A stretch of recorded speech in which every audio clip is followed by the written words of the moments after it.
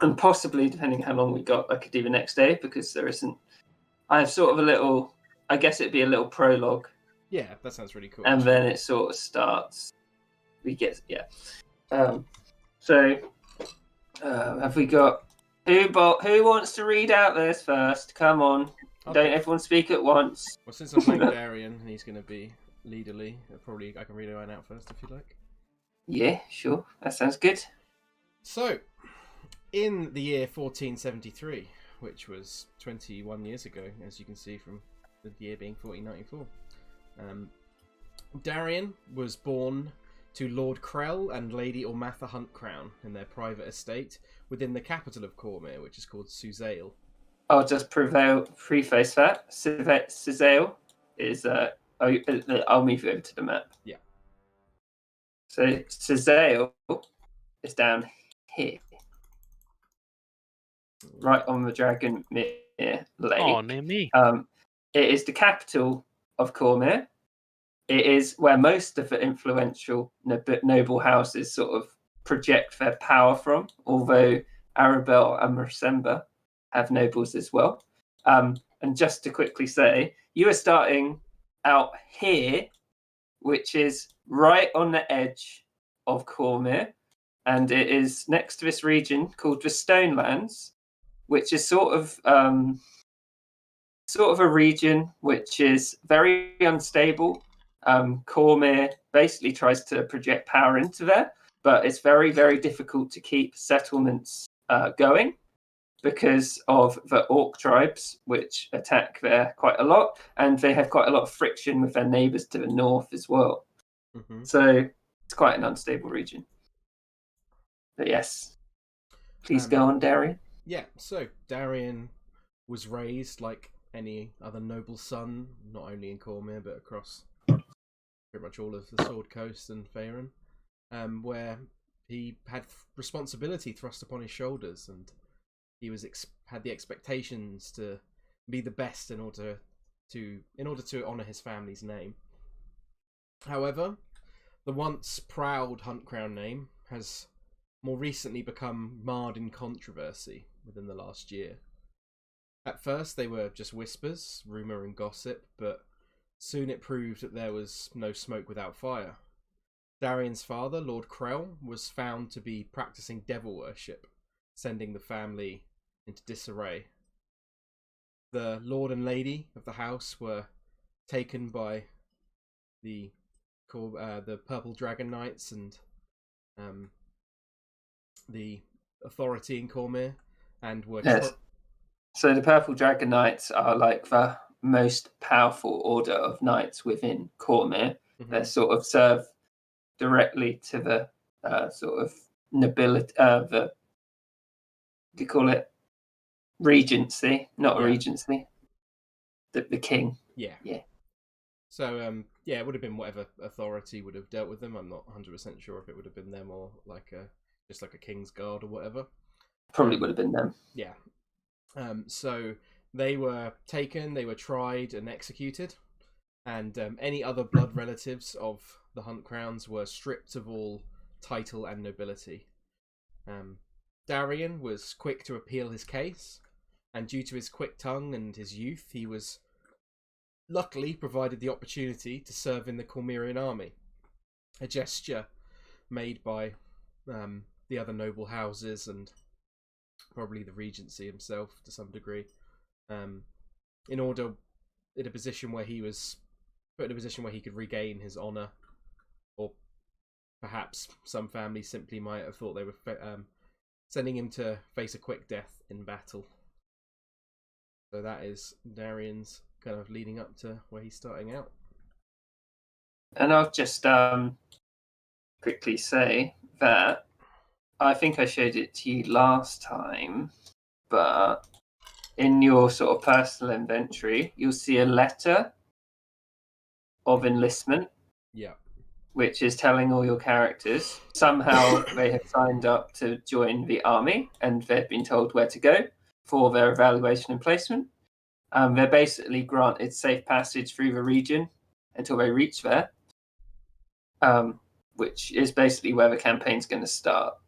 what was I going to say? So let me have a look at the little timeline.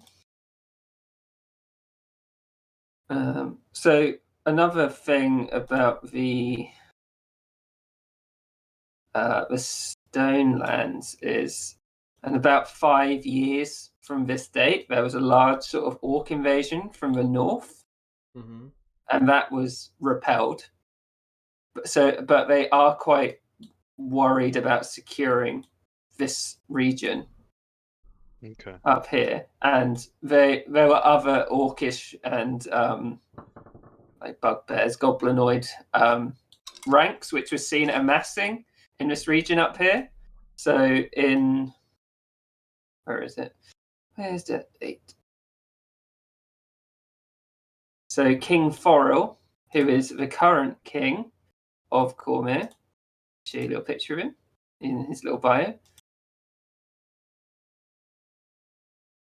He rallied the nation to form an army to put an end to this amassing of goblinoids before it sort of grew out of hand, and that's basically where your people are heading and why these orders were sort of issued. I'm just trying to think of other important things to go through. Should we go through your characters and then go through like some of the more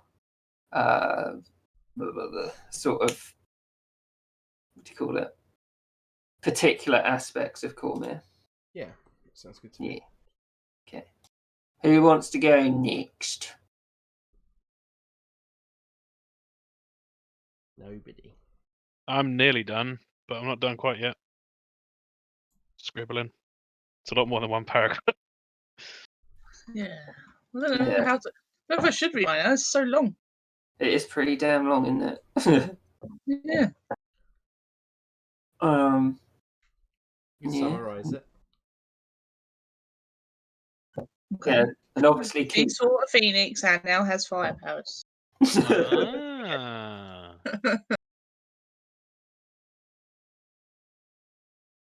Well, and you can go next if it's very short. Do I have to? You're going to have to go at some point, right? I can just read it out for you if you want. I don't mind.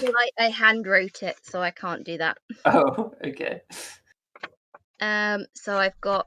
So Joan of Farce is a high elf from Alarum, who is 124 years old.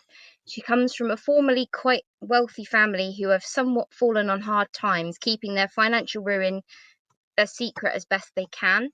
She has ended up as part of the Vicomte de Poulalier's crew, as it was the only military commission her family could afford. At the age of 81, Joan became dedicated to the god, I don't know how you pronounce it, Amaunator? I think it's Amaunator. Amaunator. I think. And swore an oath in their name, becoming a life cleric for them. She wants to travel with the army to spread Amaunator's glory and to kill those who do not convert. She is very tall and slim, with pale skin, blue eyes, long white blonde hair, and a noble appearance. And I also wrote for Gilly Sunslayer. Yes, thank you. Because that's she is also I don't know if it's a Laron or a Laron. Don't know. Native who comes from a poor family. Her parents were always servants for the Afars family, and so she followed in their footsteps, becoming Joan's lady's maid as they're similar age. She appears to be devoted to her mistress. However, she is enthralled to Bane, who is Amaunator's rival, and is working with Joan under his orders to undermine her efforts to glorify Amaunator. You even picked a very good god that I have stuff in mind for. Sounds like a regular nothing. Belvedere to me. Sounds like I might have Googled it. Belvedere but 2, it Electric Boogaloo. Works out very well. Blah,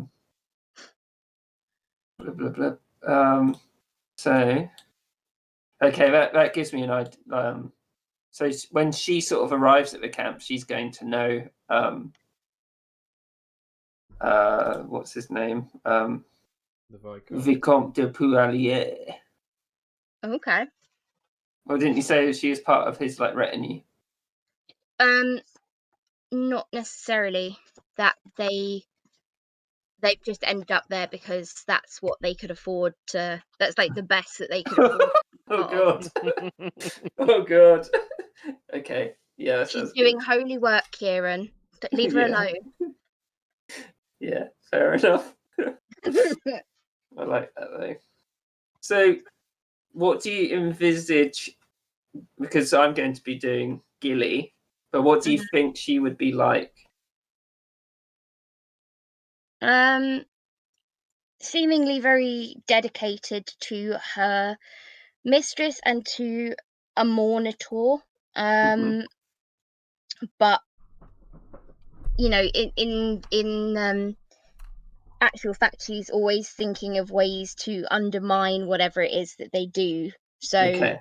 for example, if they like met a priest along the road who was like, "Yes, I can help you to convert these people to a monitor, and then take me with you," and she'd like sneak into his tent in the night and kill him, kind of thing. Okay, so she's pretty brutal. She's fucking brutal. Okay. She's had a hard life, Kieran. I guess we'll find out how hard through whatever my brain does when I play her. I'm intrigued to see where your brain will go with that. In 2 minutes, you'll be like, do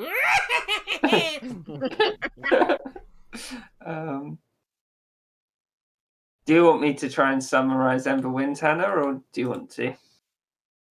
No, I'll try. I'm trying to write a little summary right now. Who's done first, Tom or Hannah? I'm pretty much done. Give Hannah a break. Go on in. I'm just going to read it all.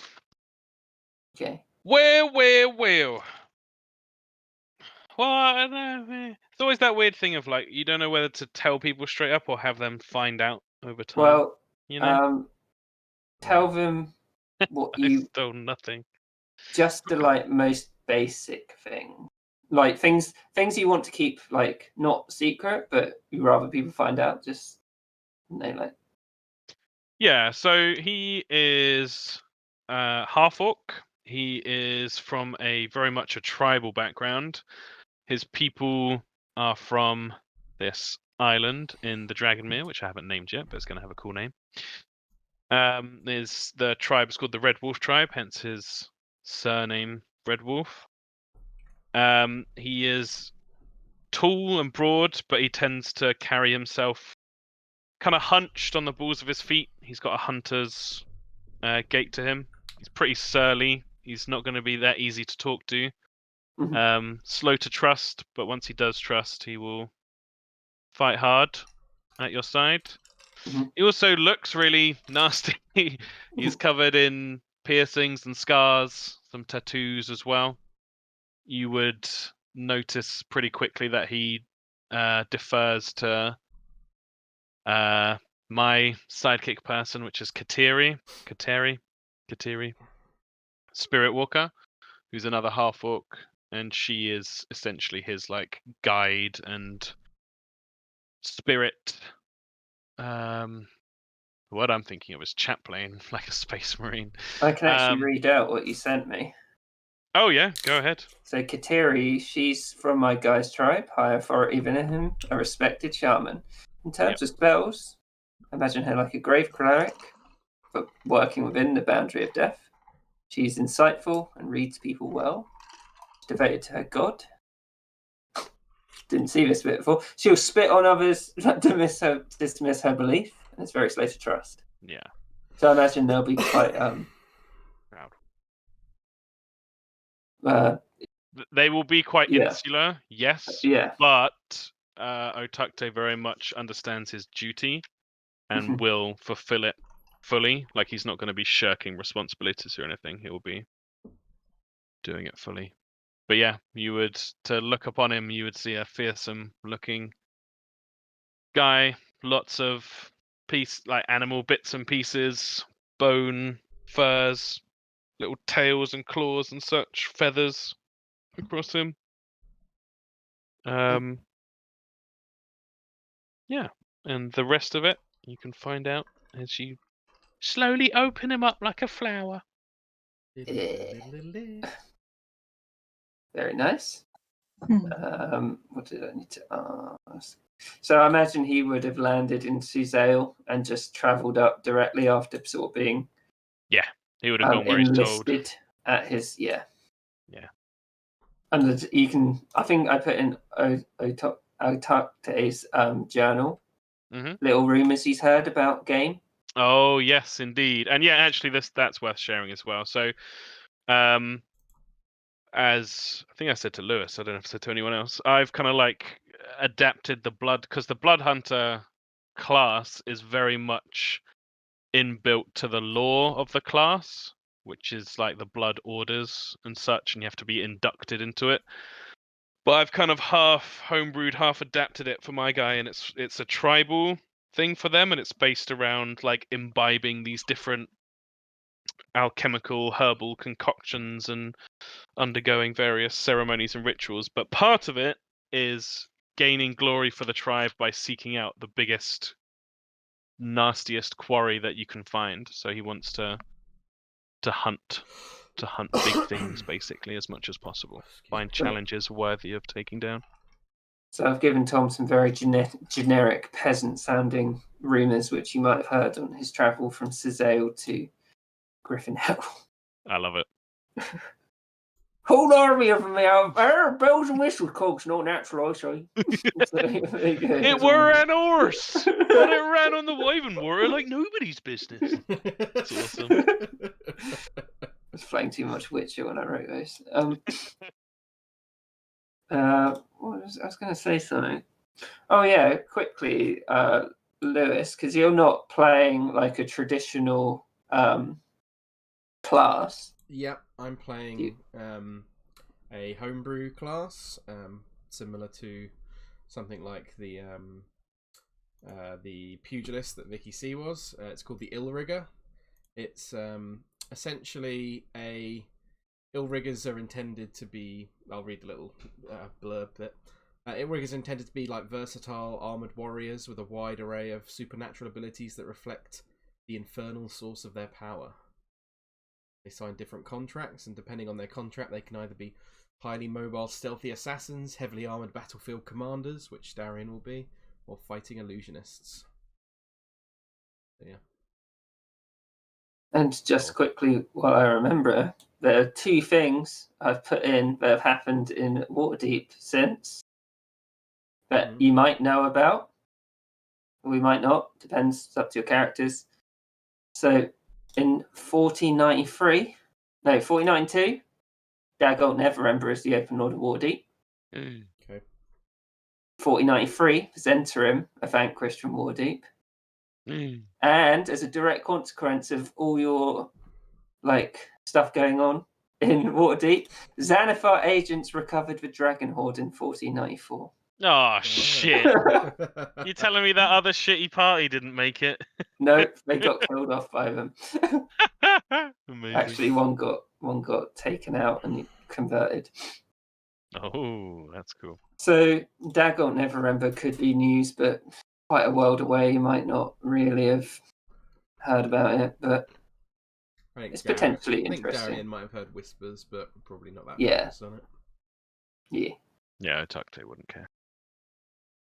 I mean, should we go over to a little bit about Ember Winds? Ember Winds. Yeah, I think it's good enough anyway. So, Ember, as a youngkin, saw a phoenix fly overhead. It left a trail of flickering embers in its wake. Since that day, she has been able to cast increasingly powerful flame-based magic, much to the dismay of her clan and family. Over time, the family and clan, including her brother Do, had to learn their own magic in order to counteract the chaos that followed.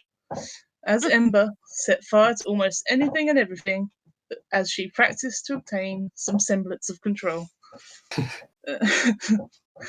So Ember's from a small clan outside Cormyr, like at the outskirts somewhere. And she's not left the clan before now, so she's going to be completely oblivious. Her goal is to find the Phoenix and quell the dreams she's had ever since that day. She's joining the army to get around the borders and areas that may otherwise be restricted. Very nice. And is there anything you can tell me about? I know his name's Dew on the Grass, right? Yeah. Is it Dewey? His nickname. You can make it his nickname. Well, I don't know if that was ever a thing, but It's not, but you can make it. well, there we go. But what can you sort of tell me about him? Basically, he's because he, as the family and clan learned to use their magic, Dew was pretty damn good at it, and he learned a lot of magic, like based around water, so he could basically be Ember's firefighter and follow her around. Yeah. So he's been set off to go hang out with Ember as she does her little quest. And obviously, because you've got your little companions, so I'll play them outside of any battles they're in, but you'll play them fighting in the battle. If you know what I mean? Yeah. I mean, you'll play them in the battle, and I'll do outside. Yeah. Yeah. So I'll just quickly show them their character sheets. So, Tom, you should be able to see Kateri in the Yeah. So if you just want to have a look at a character sheet and make it. Oh, very nice. Because Very it's nice. based on the companion ones. And yeah. Gilly. And then Dewey. So I think Dewey's got Ray of Frost, Prestidigitation, and Ice Knife. So that's all good. Yeah. I also gave him if he could have control water, just because it's like the main one that counts. Yeah, I'll put it in. Yeah.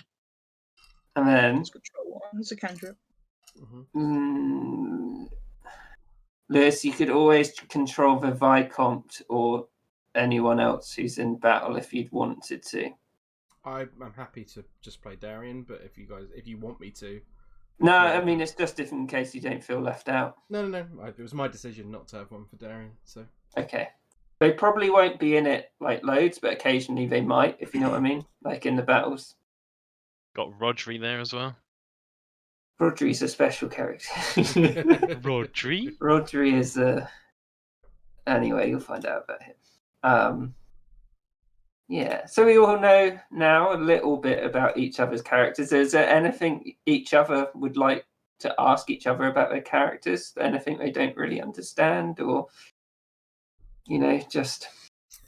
What does Ember Winds look like? Is she tall, short, thin, rangy? She basically looks visually like the picture, because I like that picture. She is 5 foot. I think I made her 5'10", which is kind of short for a tabaxi. But I've also made her very young. She's 17. Cool.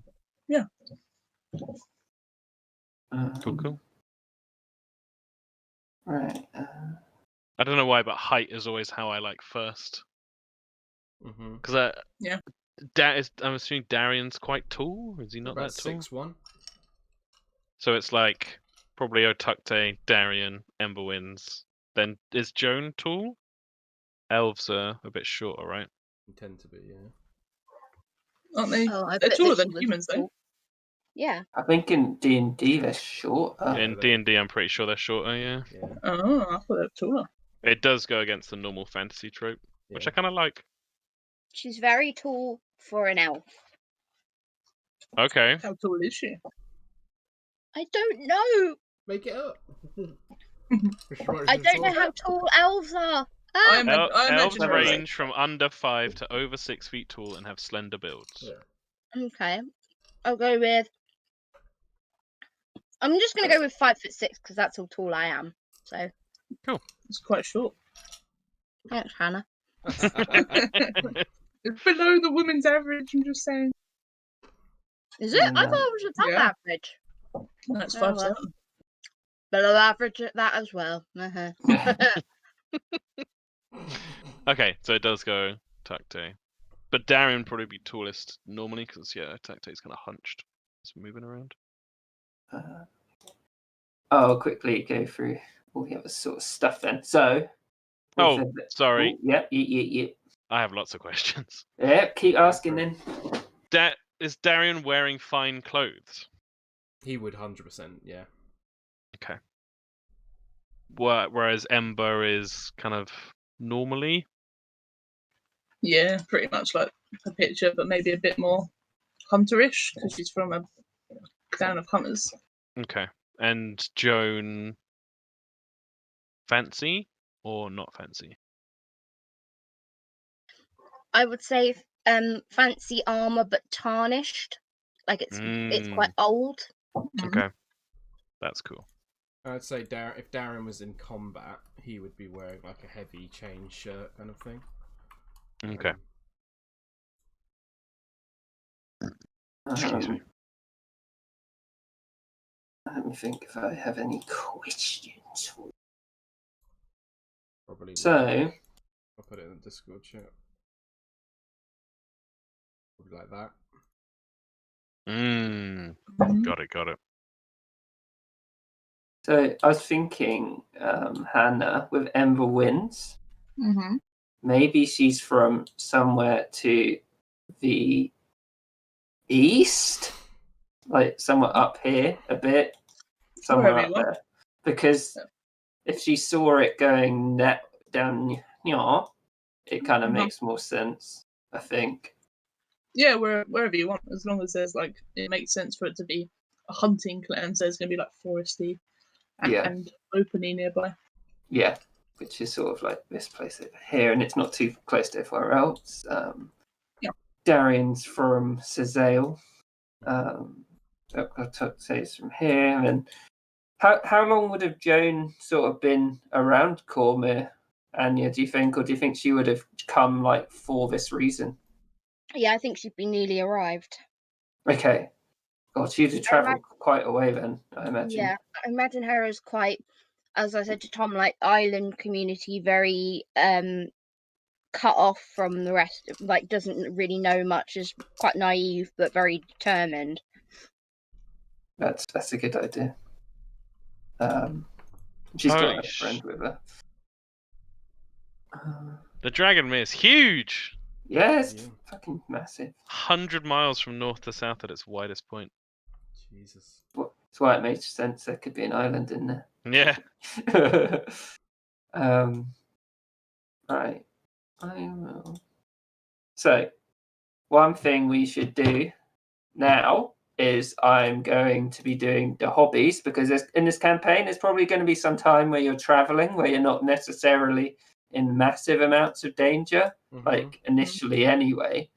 So, does everyone want to choose a hobby or roll for one? It's up to you. I'd like to choose one if possible. Yeah, me too. Have you got the list? Yes. I already chose one. I'd like to roll for one, but I reserve the right to change it if it does not seem correct. That's completely fair. Here we go. I need to put the link in.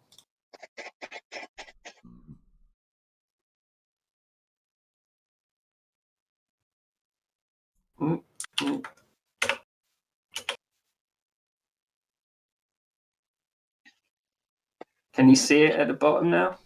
Yep. Oh, yeah.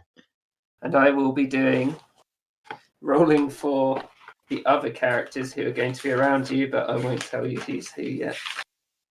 Ooh, Darian definitely do coin collecting, I think. One of them is Pyromaniac, Hannah. Yep, that's what I've got. I've also got another one. Number 32. I can't imagine what Pyromaniac is. It's like, I set fire to some grass. Here it is.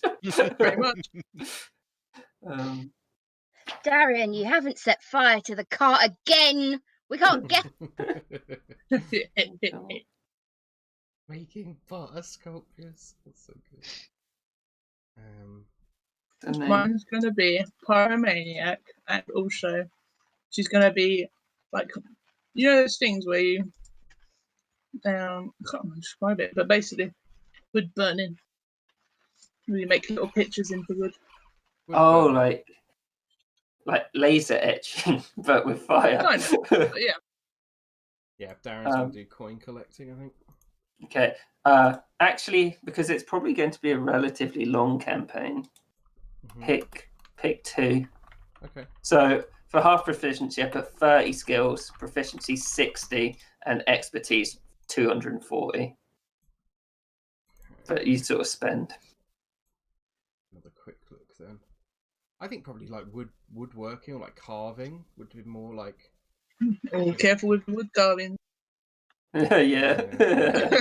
Yeah, I like that. That's even better. Like. Oh my god, the Viscount got breeding champion chickens. That's amazing. That's perfect. I didn't That's even so fix funny. it. Number 78 is sniffing wizards. Sorcerers are also acceptable. Oh my god! Yeah, no, I'm not going with the ones that I've got because I've got toy building and moonlighting as a porn star. Amazing. Oh, actually, Kieran, if it's alright if it's not on the list, but if I put chess as a hobby. Yeah, that's fine. Because he's dragon chess, yeah, I assume. Yeah, because he's got proficiency with dragon chess set anyway, so that would be. Oh hell yeah! It's called pyrography. Sorry. Cool. Oh, and can you roll a hobby for your companion?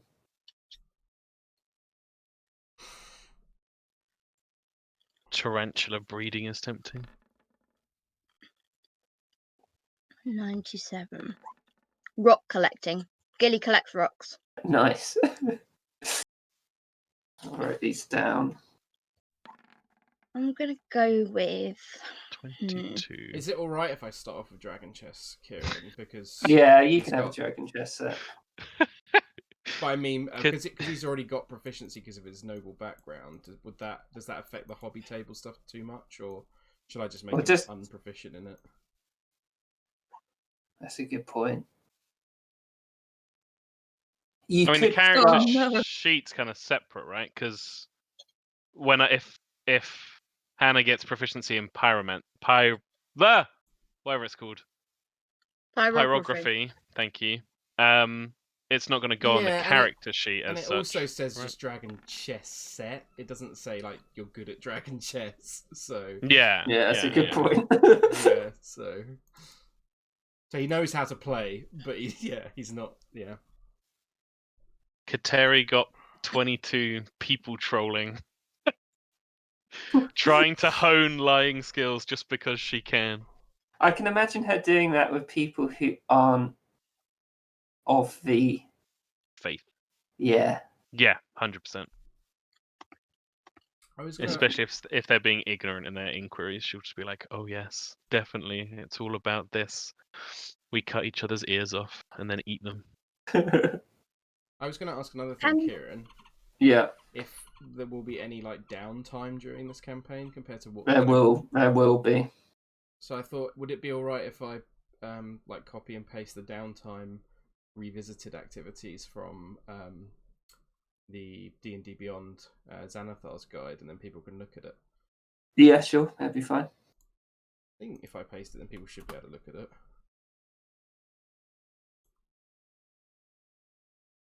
I'll try and put it into a handout before next time. There's quite a lot in there, but yeah, fair. It just shows you it basically just gives you a list of activities you can do during downtime and what it requires, and then like what complications can come up and stuff like that. It's pretty cool. So as an example, if you was Vicky C, you might do pit fighting as your downtime.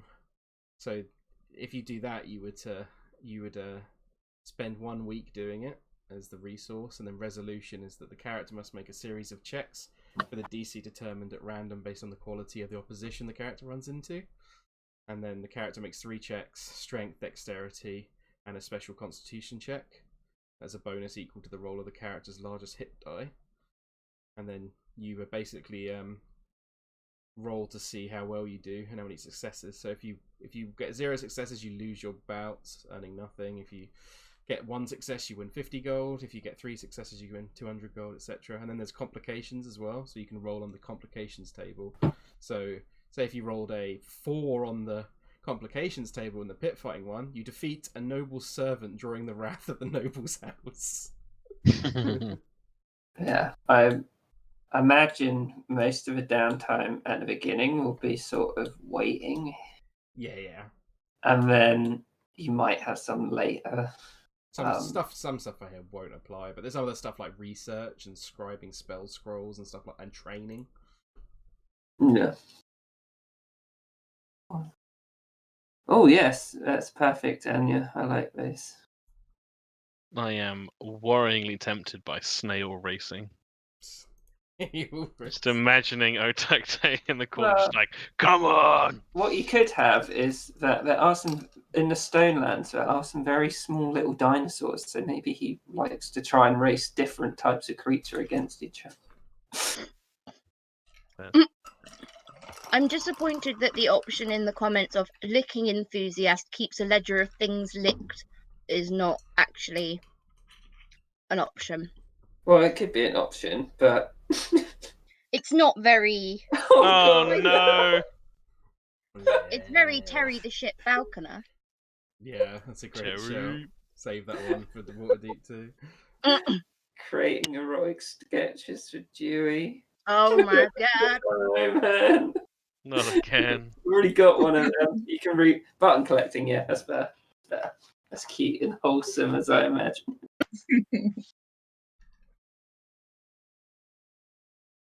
Right. Yeah. Yeah. Otakte is going to be alchemy and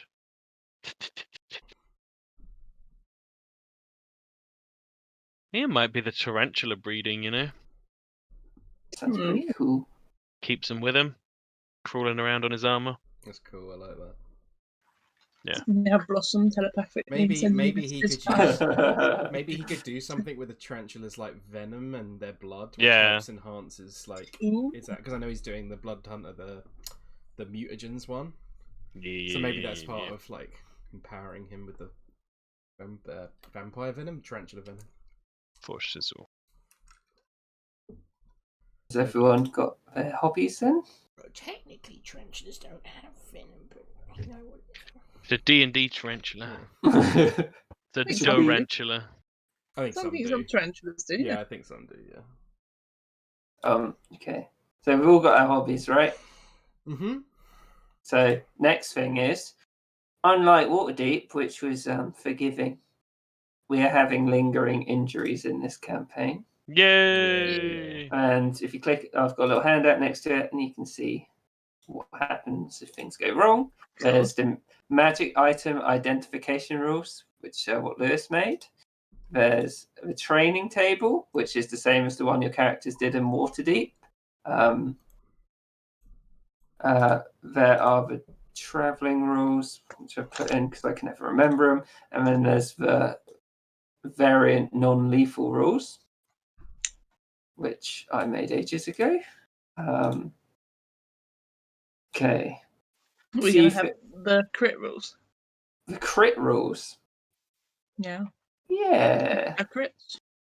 What was some? Oh, that's what I was going to ask. I know that Tom and Lewis wanted to do the rules where advantage isn't a thing, but it's instead flanking, right? Or something like that. So basically, it would, instead of giving advantage when you flank, it would give like different forms of cover. So usually cover is half cover, which gives +2 to the AC, and then or it'd be like reverse though. So in this case, it would be half cover, essentially -2 to their AC, or you get 3/4 cover, which would usually be +5 to your AC, but reverse would be -5 to their AC. So if you're completely surrounded, you get like a -8? No, -4, right? -5.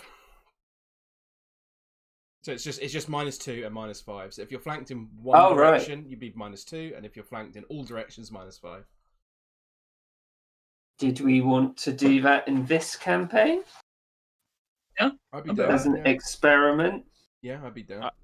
I like it. It means advantage is a much bigger deal when you get it. Yeah. Okay. Experiment. Yeah. I've put the hobbies into Otakte's bio bit. Okay. Yeah, put mine in Sounds Darian's as good.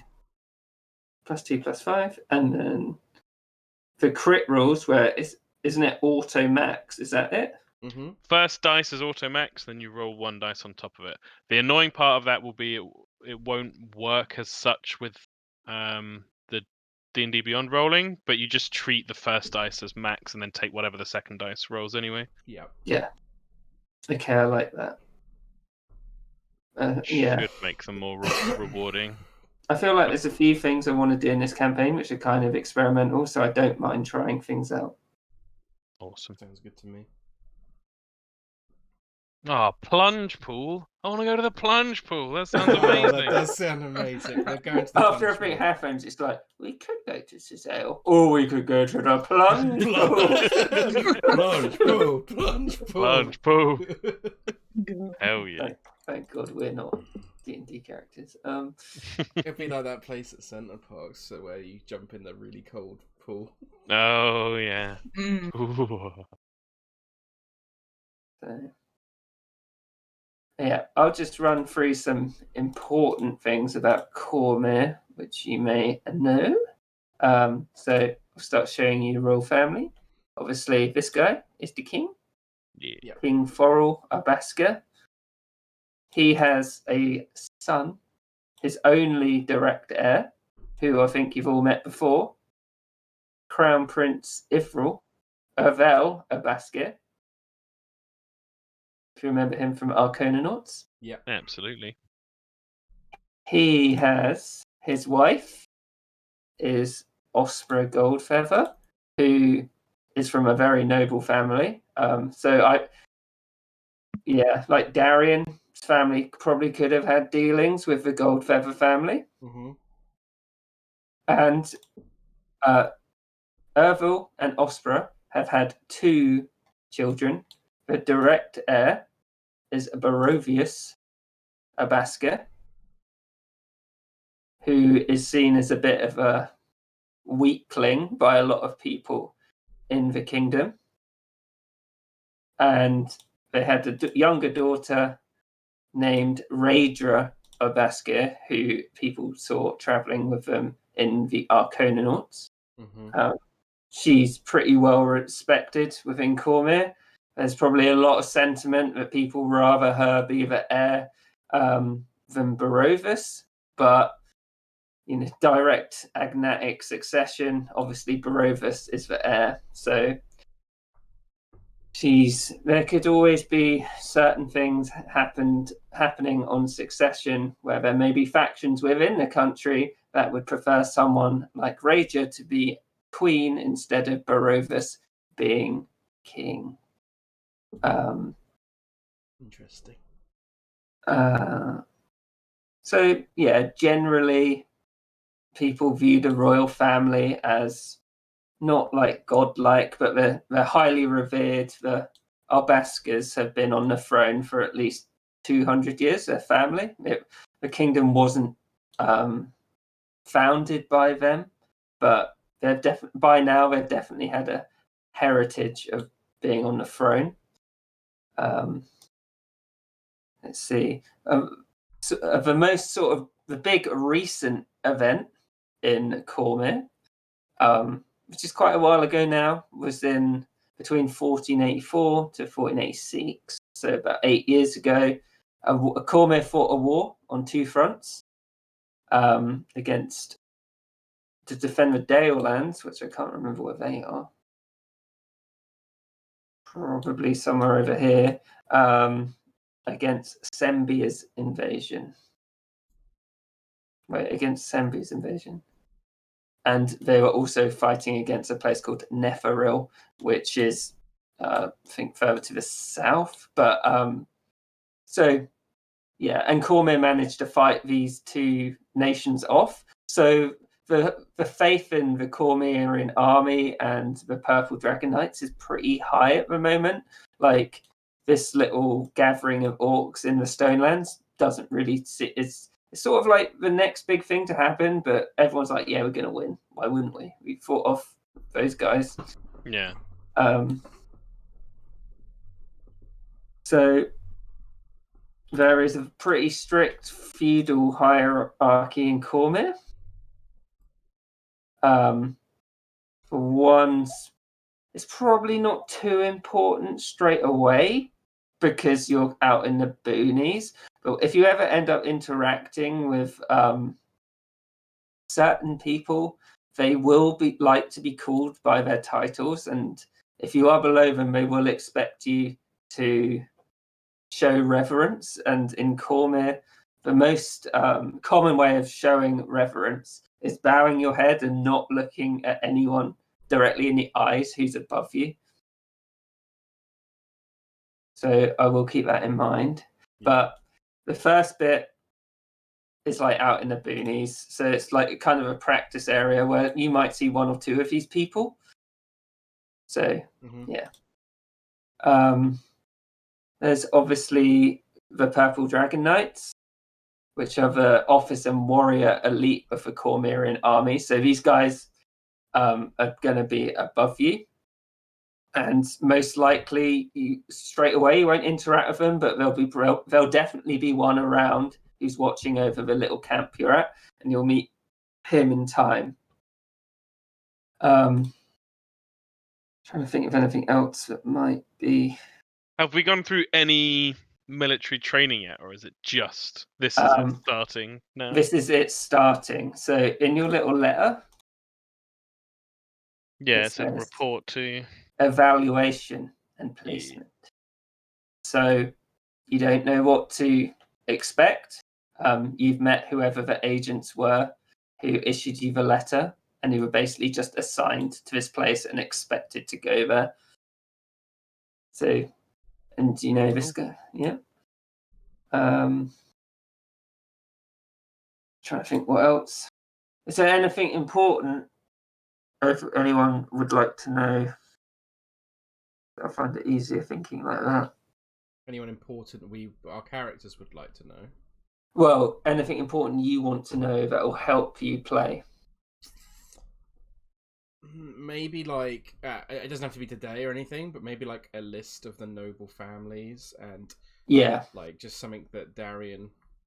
So I feel like Darian would be aware of the politics and the noble stuff within the city, the capital. Obviously, it's not that relevant noble right now. Family tree.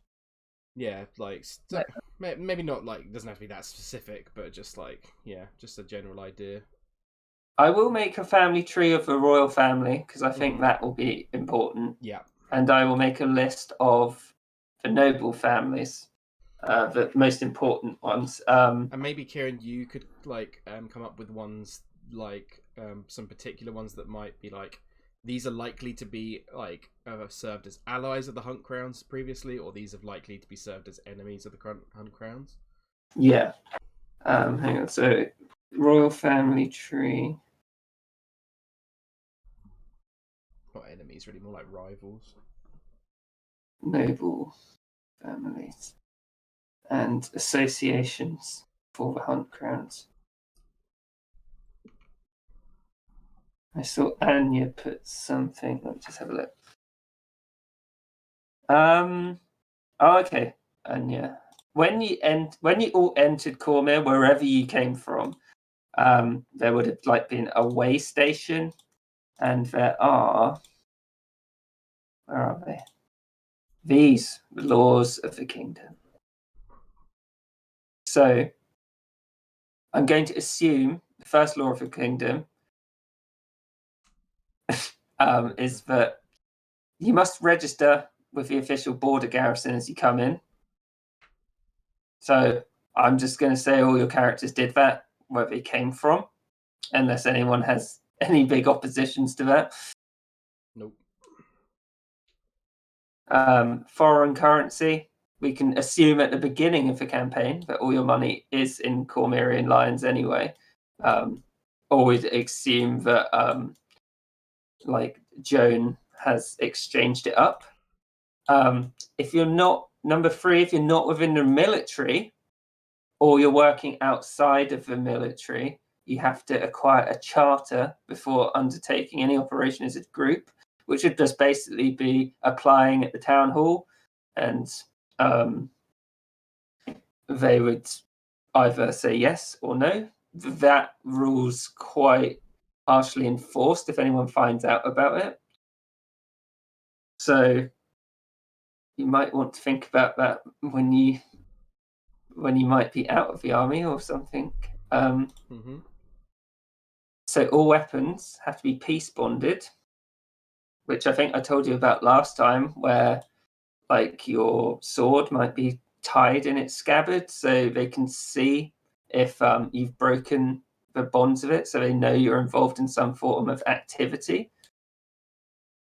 This is probably only done within like cities and towns and maybe little villages.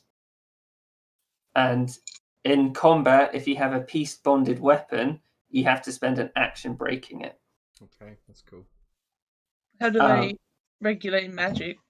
They don't as such. So being a wizard is an upside for the beginning of combat. They don't expect too many wizards to be about, and usually if the wizards are about, they're part of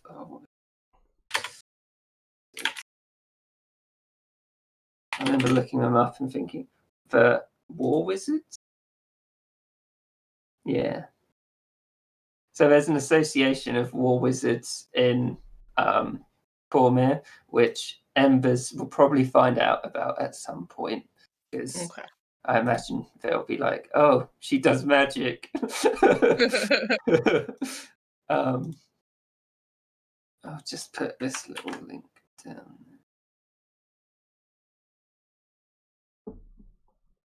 Put it in Roll 20. Harming cats is forbidden. Not entirely sure that is, and I didn't put it in there, but I like the idea of it. I think it's because the Tressim is the national, like it's like a mascot or like a It's like a swan. Yeah. Well, that's it. No one's allowed to hurt Ember.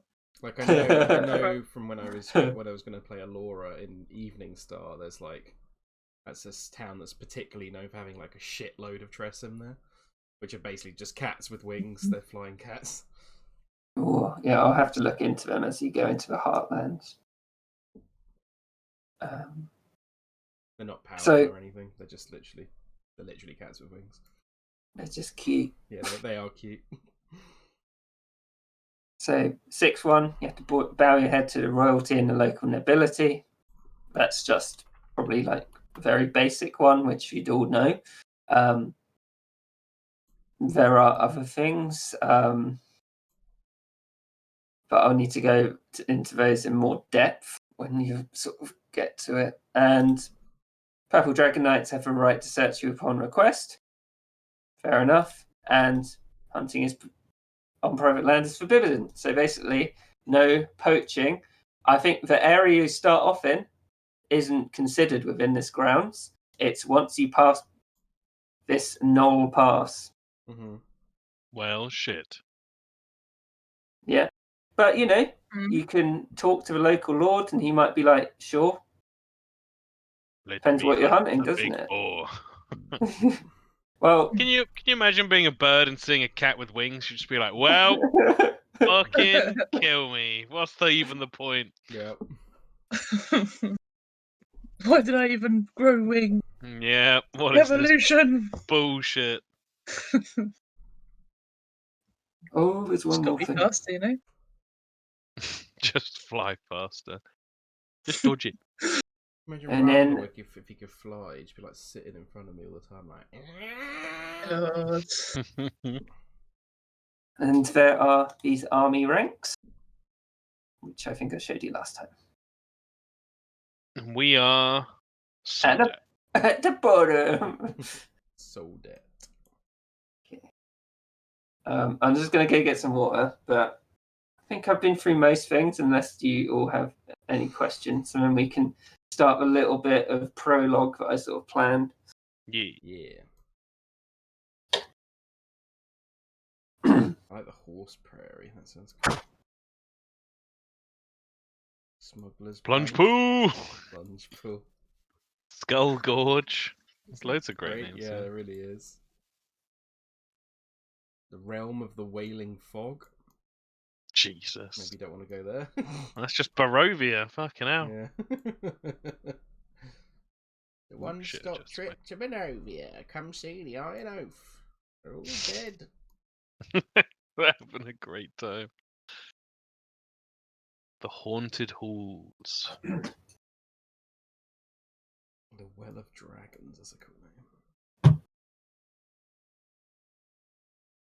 name. Lewis, you gotta stop me from going too much into Blossom when I play Ember, okay? Okay. It's your job I'll to try. tell me when it's too much Blossom. Kieran definitely won't stop you. He loves Blossom. Yeah. Yeah. Just don't go stupid. That's the thing. You just. I'm gonna try. I'm gonna try. But Okay. Right. So, shall I move you over to the first bit? Yeah, I'm ready if everyone else is ready. I'm excited and ready. Yeah, I'm real excited. I haven't decided on some of the Super voices ready, yet, so they're dynamic. We're all finding our voices. Yeah. I still have no idea for Otukte. I've gone back and forth and up and down and left and right so many different ways. I'm pretty sure I've settled for Darian, but it will be a little bit of a learning process as well. I hope he's haughty. That's what I hope. Haughty. Darian. Darian. I did consider going very posh. No, he's gonna have a kind of a northerny accent. Oh, but a Game of Thronesy vibe. Yeah, that's the kind of vibe I was gonna go. I like that. So how I'm going to start With is... coming. So, your characters would all be walking up to... Well, can you all roll a D4 each to start with? God, I need to set up my fucking shit again as well. I got 3. That's fine though, because what I was doing that for was to work out which pairs of characters come in together. So, coming from the south down a long path would be Darian Mm-hmm. and... Where are they? Dewey and Ember Winds, who would be coming from the east, and the path would converge. And this is very sort of like idyllic, bucolic grassland, which leads up to a... Oh shit, I didn't move you over. It moves it up to a little hill fort, and you can see spearmen dressed in the sort of tabards which you'd expect of Cormyr, the deep purple with the white dragon on them. Did it move over? Why hasn't Yeah, it it got did. music? There it is.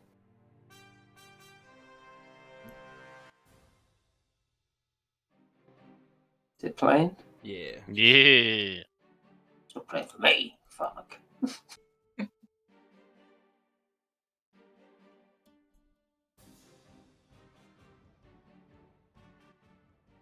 Oh no, it loaded fucking water deep. I hate when it does that. It's so annoying. It knows the big ones. Big boys. So Dewey and Ember Winds will be walking down the road. You can see the figure of a human. How is Darian dressed? In sort of noble regalia? Yeah, he'd be wearing like a sort of thick red kind of coat, I guess. Like a what you describe it as, like a jacket or a coat. It would be with like quite a high collar. He'd have like a kind of a more noble looking kind of white shirt underneath with slight frills on the front, and he'd have kind of like cufflinks on as well, and then but he'd have quite more kind of more like maybe like sort of light brown kind of trousers on with quite sort of thick boots that are designed for walking, and yeah, he'd probably be carrying a backpack and a satchel sort of thing. You'd probably have a shield on his back, and you'd also see that he would have a long sword that is sheathed, and then probably a number of javelins as well. Yeah, and Darian, you'd see the figure of 2 tabaxi in the distance coming from the east, and would they be wearing anything in particular that would stand out, Embers? Not clothing wise, but you could probably see Ember just walking along, occasionally lighting her hands on fire, putting it out, on fire, putting it out. Got a great axe. But yeah.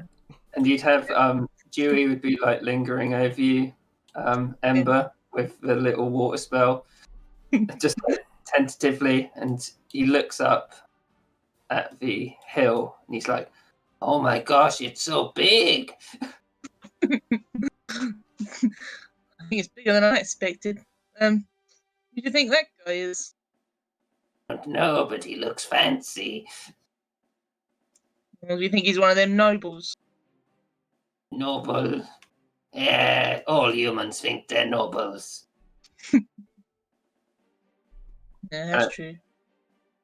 And eventually you'd converge on the path sort of up down here. Yeah, Darian would like nod towards them.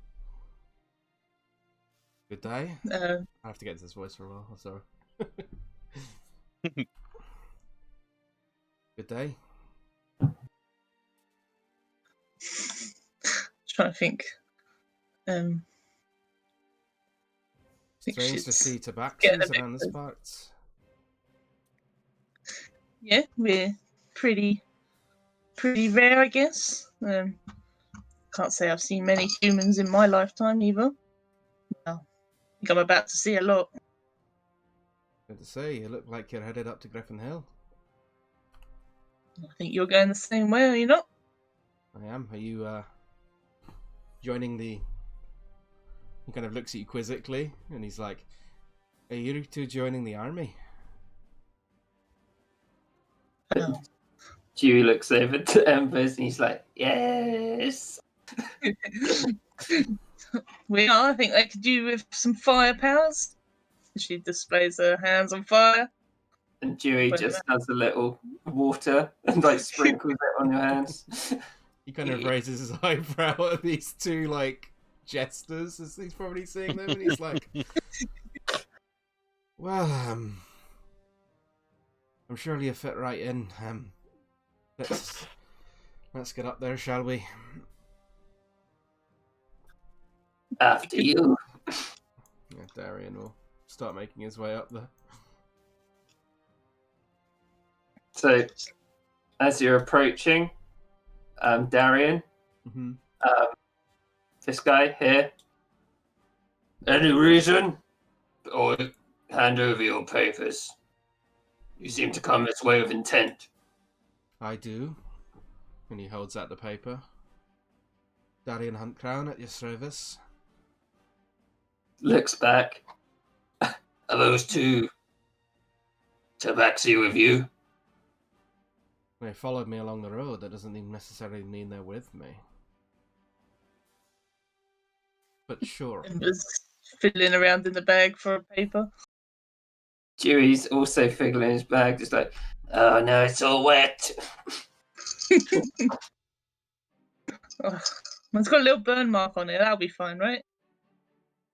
If you go up to and give it to him, he looks down at the paper, and he looks up at Ember, and looks down at the paper, holds it up to the light.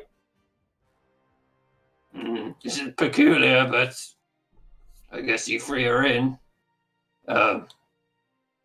Sergeant Chevrolet will show you to your camps. He is waiting just inside the gate.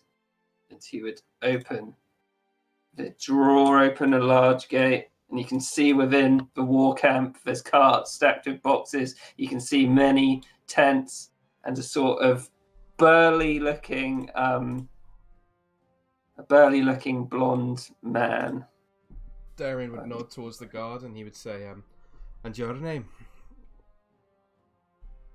You'll learn it in time, when you have earned the rank of soldat. Very well. Yeah, he'll move back on in then. Ember just nods at him, gives him a thumbs up, walks in. Sort of shakes his head as you go in, and Dewey's like, humans.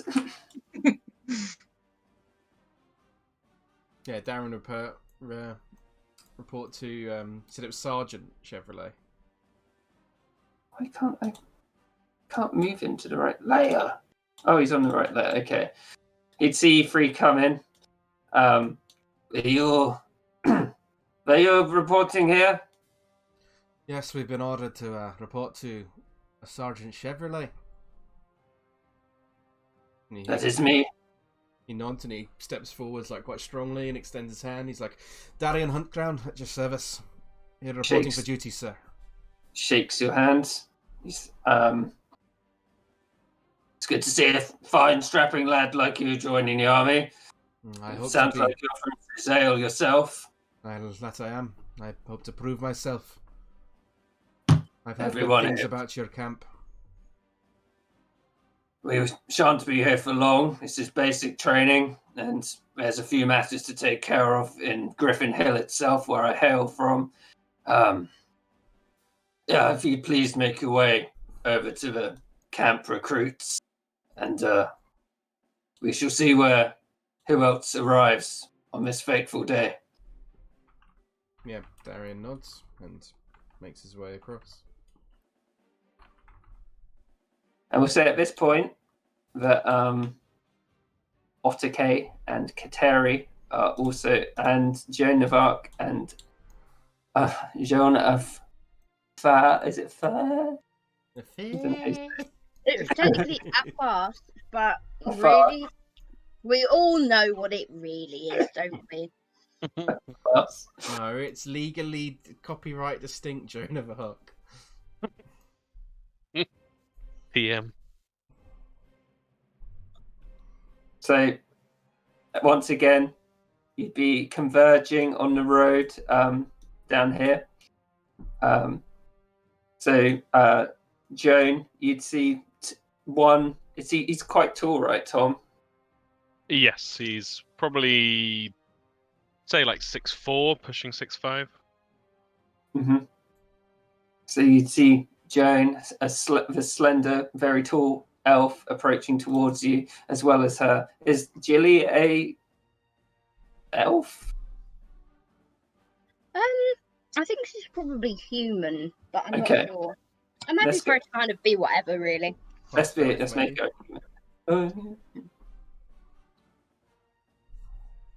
We'll go What is half she? elf. Half elf. Yeah.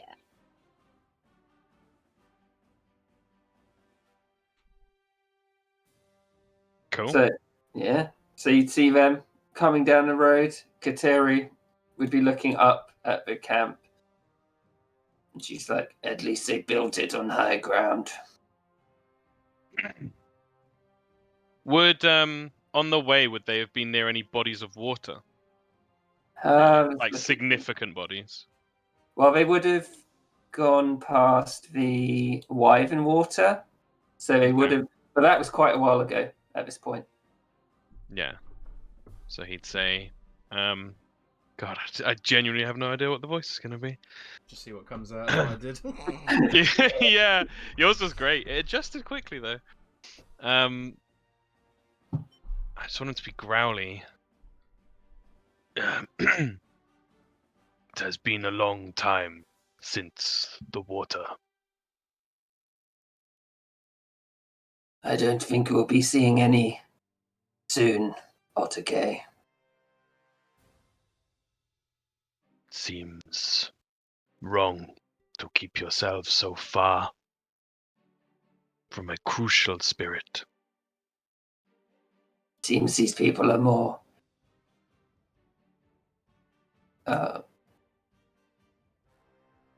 enamored by their sheep. And she looks around, and you'd see in this province there is a lot of sheep almost everywhere. I will give you a look, quickly go over to what it looks like. As you're approaching, you see a lot of this type of terrain. Fuck! Fucking sheep! There are a lot of sheep in this province. It's you probably would have gathered there's quite a few shepherds as well, but it's very clear what the industry is up in this part of the world. Okay. And he would sort of sulkily say to her, "There is no worthy game here." Sheep mean wolves. Kind of growls. What would Joan be saying to Gilly as she sees this large encampment sitting in the sort of pastures? Look at all the sheep. I have missed them from the Isles, but there are a few too many here. Yes, it is not like I'm a bit nervous about seeing the camp, Gilly. Why is that? Well, what if they do not want to be part of a Montour's holy quest? And we'll just have to convince them. He's been dormant a while, but I feel it is time for him to return. Yes, we just have to tell them about his message and hope they are worthy. If not, then I suppose we cannot kill them, can we? I think we're on the same side, Joan. Sadly. She sees Otake and Kateri in the distance, and she's like, maybe we could try on them they look like they're heading to the camp. They look like heathens. Yes, but all heathens must be converted to his light. Exactly, they are in need of a god. We do not need to convince them of anything other than what they already know. Let's just play it cool until we get to the camp. Yes, play it cool. She just throws a peace sign at you. You do it back. We can just say that's a common thing from the Moonshay Isles, from the common people. So eventually you converge in the middle of the path.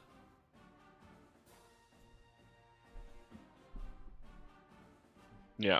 Otake would nod his head slightly and also slam his fist onto his chest for a second and just say, "Greetings." Hello. Are you going to the camp? Me and my mistress, Jonah Fass. She gestures to Joan. Are heading there. There's an elaborate bow.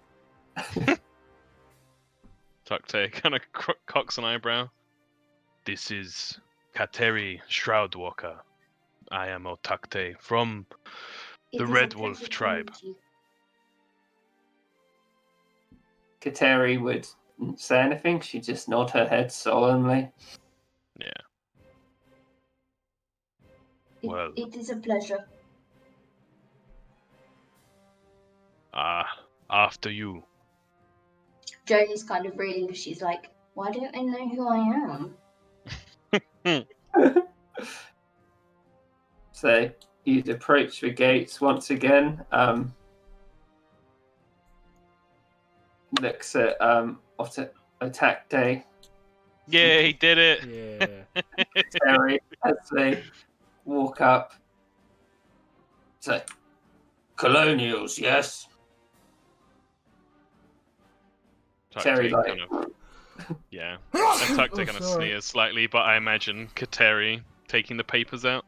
Yeah, she'd unfold both of them as she's looking after your stuff. And she's like, don't want you getting blood on it, attack day. I know what you keep in there. He kind of smirks.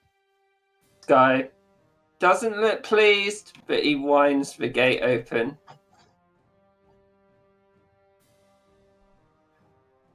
And he's like, for King Forel? Kateri murmurs it as she goes past. Yeah, Otakte holds eye contact with the guard and says, "For the king." And walks in. He's badass as fuck. Jilly. Come on, Joan. We got to impress them. Yes. When I can find my token. Oh, Oh, yep. Sorry, it's because I'm zoomed in too far. There we go. Yes, let's go. It's time. looks at you both as well. Not Cormyrian. But you're joining, Yeah. enlisting. We are from Alarum. Hang on. Yeah, I think my favorite D&D thing is an NPC intelligence check. Isle of Arran. Right. As long as you're fighting for the king, I don't mind. Have you got your papers? Yes. The king. We fight for nobody but Amontor. Just like gives you a scowl and looks at the papers. These papers say something else, dear. But again, they're expecting you. We know our true mission. I love Joan already. Holy fuck. Yeah. And once again, Rufret walks over to you. Ah, so you're all here. I am Sergeant Chevrolet. If anyone knows what that means in French, I'd be very impressed. I don't, but It's I'm a gonna call. do it. It means goat herder. Yeah, nice. Hmm. And all the sheep Now get you it. say that, I feel like you told us that at one point. Maybe I did. And he sort of gives you a little salute. And good, you're all here. Your colleagues have gathered around the fire. Go and make nice of them. I'll have an announcement to make before we officially induct you into this army. And, well, better get yourself comfortable. She, like, moodily sits down on the cart, pointing over here. Otakte looks to Kateri and says, "Yeah, it said something about evaluation." As he starts walking. I'm sure we'll pass attack day. It is these land dwellers on the continent. They're not as tough as our people. Do you think they'll have us hunting sheep? I imagine it'll be arbitrary tasks which she sees any idiot can perform. Yeah, Otakte kind of halts for a second as he sees the Vicom. You can see everyone would sort of be gathered around this area. Everyone's looking a bit unsure, like, oh, I don't really know how this all works. Would Darian recognise the Viscount? No, not at all. Okay. I'll tell. Viscount is basically a title they give you just for just. It's not. It doesn't really mean much. Like you don't Yeah. hold any land, but it's just like an honorific title, basically.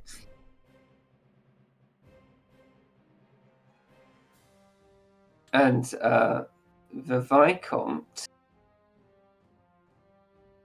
would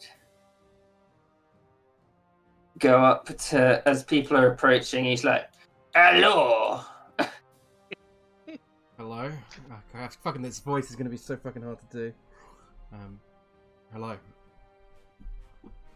I am Vicomte de Blair, couple in the Grand Army. Darien would bow and said, Viscount, I was not aware. I am the Vicomte of all the Alacochla in Cormyr. They sent me here as the premier Alacochla, of which I am the Vicomte. And he does a bow. Yeah, Darien's bowing towards him. He's still technically a Viscount, so...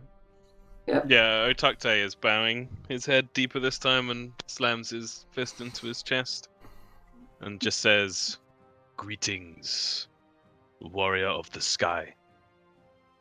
Should have seen me in my prime at the orc. Well, he looks at Otakte. The invasion from the north as well. And he sort of has a javelin and he sort of bends his legs a little bit and plants it in the ground. It's a pleasure to meet you. There is a recruit Soldat LeBlanc, and he points over to a guy who's sitting there. He's quite short in full plate mail with a plume of purple. He doesn't talk much, and when he does, he talks too much. Darien cocks a grin. Otakte just looks over, examines him. Yeah.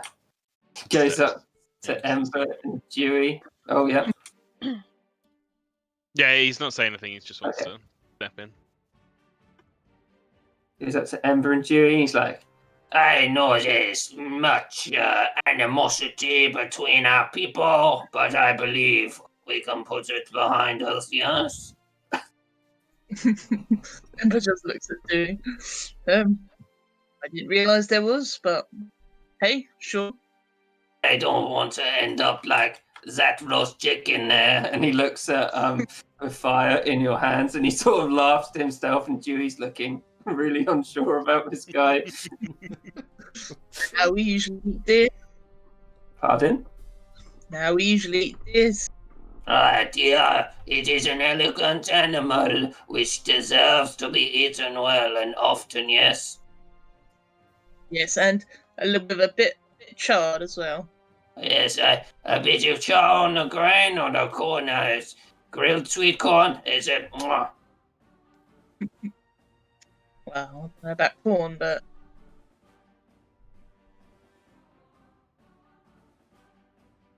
So, you'd all be gathering around. Is there any interactions anyone would want to make? I think Darien would be sizing everyone up, just looking at them. Would Darien be familiar with Otakte's tribe at all? Or are they quite remote? A history check, because they would sail into Zale. Yeah, part of the backstory I wrote was that there is definitely contact established and they trade with people of the tribe. I think they'd see them almost like a quirky thing out there in the lake, and they get little carved things and pieces, typical sort of tribal tourism kind of thing. Mm-hmm. I got an 11, first roll of the campaign. Yeah. So you would be aware that Cormyr does have some extra continental colonies. Mm-hmm. You probably know that their tribe, there aren't many half-orc tribes, so it's probably somewhere in the Dragonmere, but you wouldn't know exactly that much about them. You'd know they exist. Would he recognize them? Like the symbols? Yeah, based off their tribal symbols and stuff like that. Probably not with that roll. Okay. Then he wouldn't approach them. He'd definitely be aware they're colonials, though. Yeah, he'd be keeping an eye on them then, but he wouldn't, unless he directly recognised, he wouldn't say anything. Otakte is kind of eyeing up Rodri's armor and just smirking a little bit. Yeah. So, can you roll an insight as he's looking at Rodri? Yeah. There's no one in that armor. 20. Nice. So it seems to be, as you're looking up and down, while you were sort of traveling throughout Cormyr, you did notice people wearing heavy armor. A lot of people seem to fill out the armor a lot more than this guy. You're gonna hear him rattling around inside of it. Not as such. It's more how the armor's sitting on him. He has moved around, and it doesn't look like he's not handling the weight well, but it definitely seems a bit big. Okay. You'd also notice that there are definitely more scratches on certain areas than there probably should be. It looks more intentional than defensive. Interesting. Yeah, he kind of banks that knowledge for now. He's not going to say anything. The Viscount is like, I will be your corporal while you are here, everybody. If you would like to pick a tent, and Sergeant Chevrolet should be here with the orders very soon. You all look like strapping individuals, Thomas. But we'll see what the events of tomorrow unfold. Very well, I'll choose this tent then. Which one? he gets out a little piece of paper. You'll And point see- towards this tent here. Okay. But points towards this one. Dewey's crawls into one next to you and sits on the precipice. We wish for these tents. Terry looks at Otake, walks over to this one. He just, again, has that little wry smile, nods at her, and goes to stand. No, you can have that tent. Yeah. That's fine. No, no, Be next no, to each no, no, other. no, it's no, fine. no, no, no, no, no, Right, no, it's it's done now. happened now. No, no, it's No. done. Well, Joan and Terry are sharing a tent now. Don't know if you really want to argue with Kateri, but it's your choice. I think if Jane started walking over there, she'd just be like, and just walk down to the other tent. And she gives Otakte a very little wave from the precipice of the tent.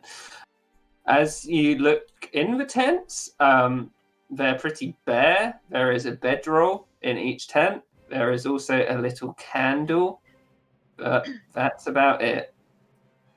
Ember immediately lights the candle, sits at the front of the tent, plays with the fire from this far away. Yeah, if I'd be on, so yes, you can do that. It's just fiddling with it up and down, make it bigger, make it smaller, change its colours, turn it blue.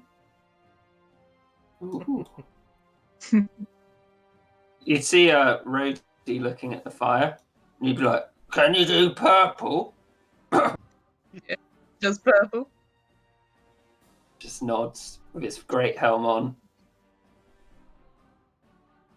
And after a while, unless anyone has to say each other while they're getting settled in their little tents, I feel like Joan would have brought lots of home comforts with her and be like, Gilly, lays them out. But other than that, you know, that'd be all. Gilly would take Joan of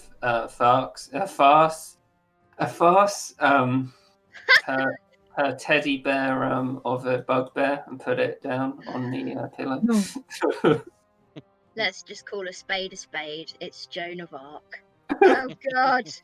I'm so stupid, I can't say I it. have no imagination. Love it, it's great. She's awesome.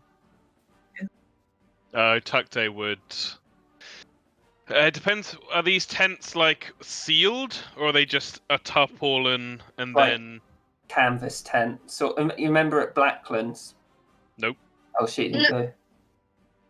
Like the old-fashioned scout tent. Old-fashioned. It's one big sheet and it's propped up in the middle, kind of thing. Yeah, exactly. Okay, that's fine. He doesn't need to. super, you know. Yeah, he doesn't need to amend that. That's fine. I think Darian would start making his way round, and then he would stop in front of Ember and Dewey first, and he would say, "I suppose we didn't get the official introductions first." He holds out his hand. He's like, "Your names?" I suppose not. And she jumps up, takes his hand, shakes it kind of hard. Ember wins. Ember wins, and you are. He looks at Dewey.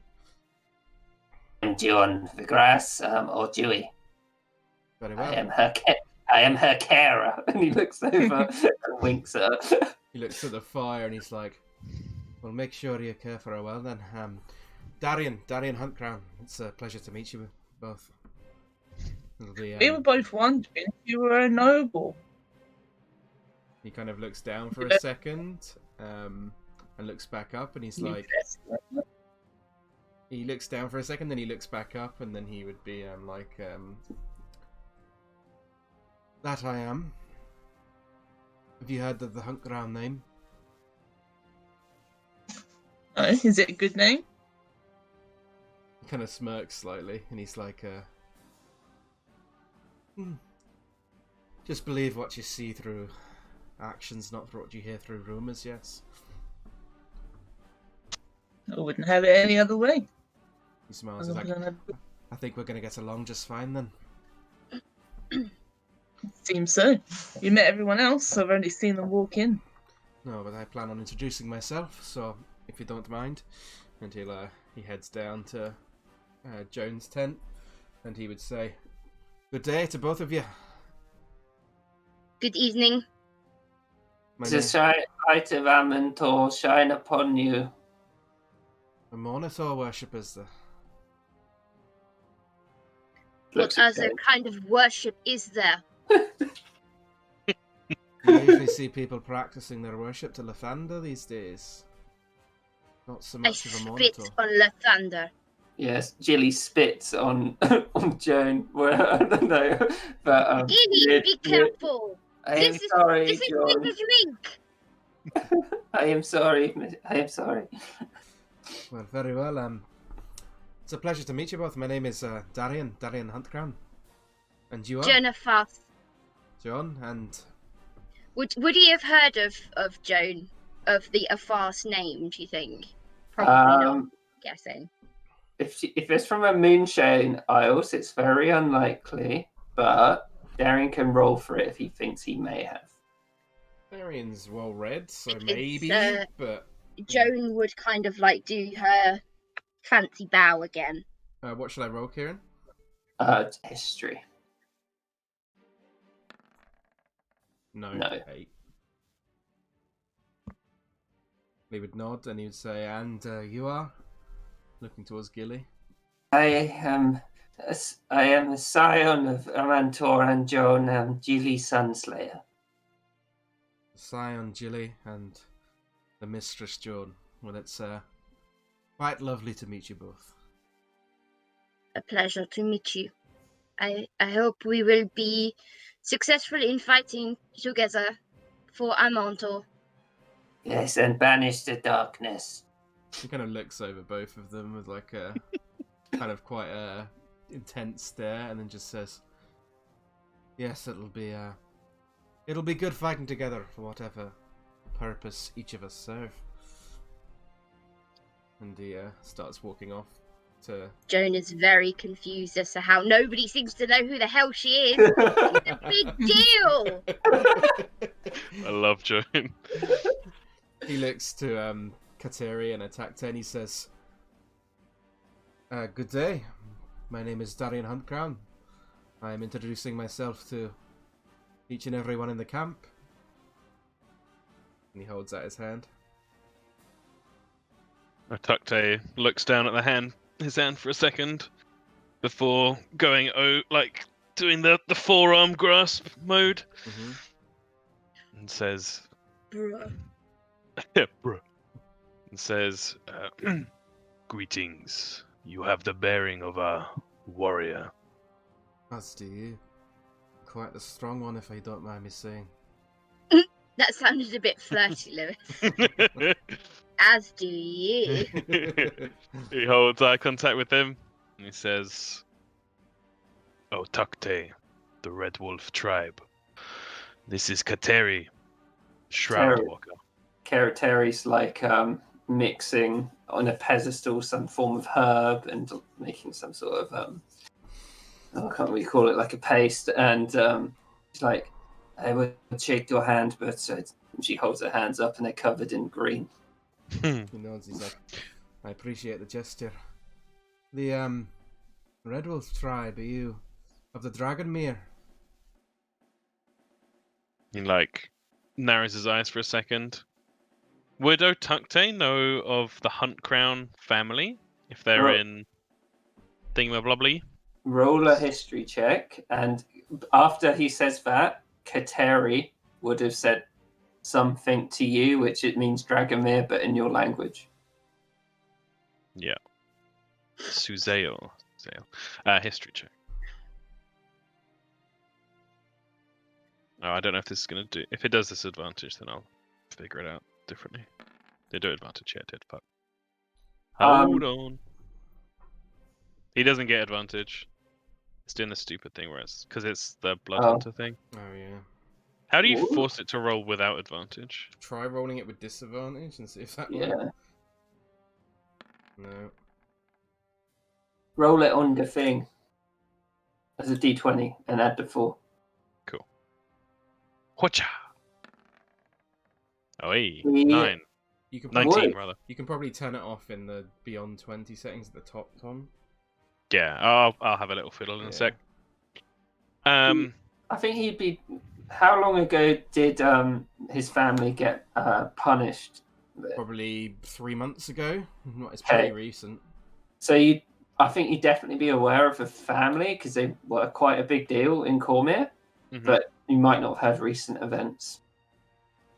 Okay, then yeah, when Darian introduced himself properly, just then he'd say, Hunt Crown, you are of Suzail, You've heard of me then? your family.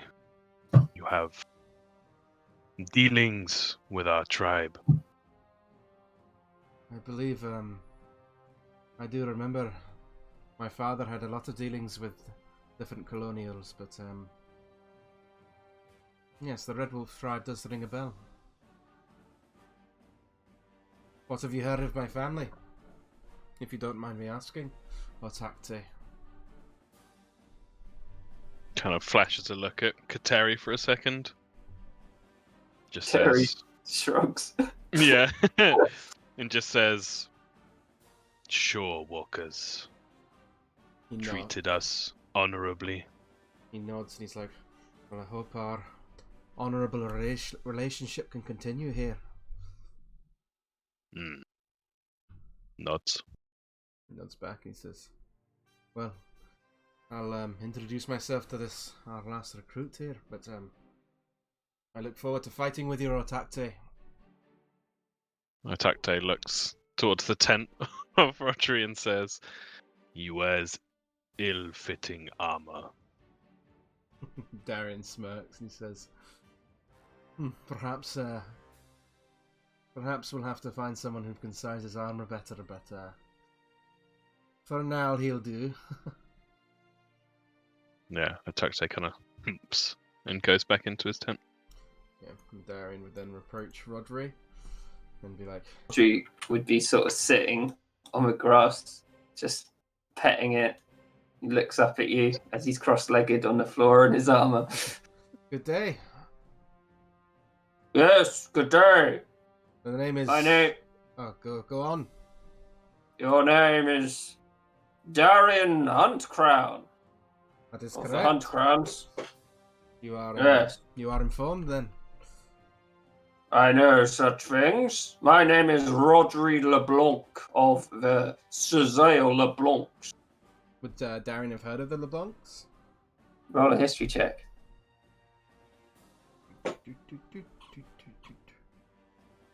Check.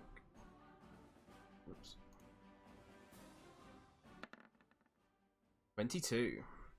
Nice. You rack your brain of all the LeBlancs in Suzail.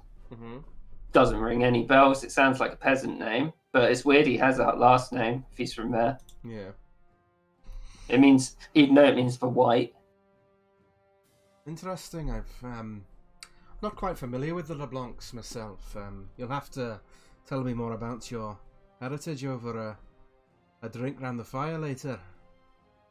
Yes, that sounds most invigorating, young man. Indeed.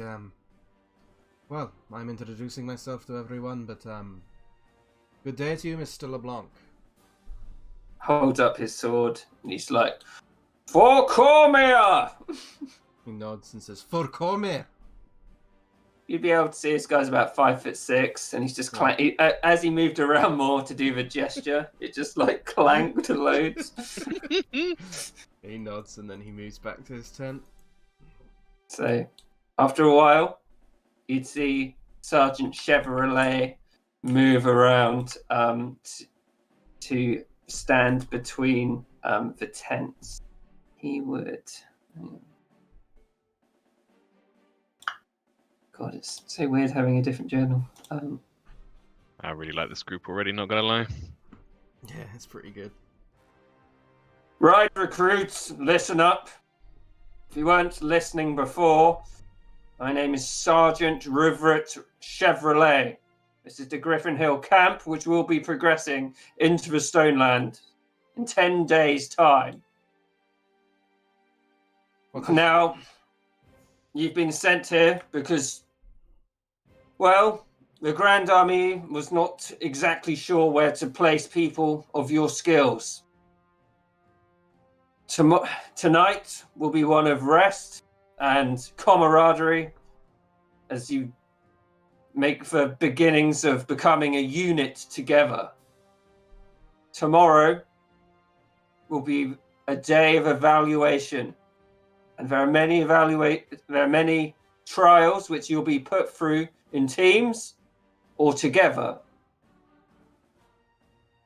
Whoever does the best in these trials will be promoted from soldat to caporal.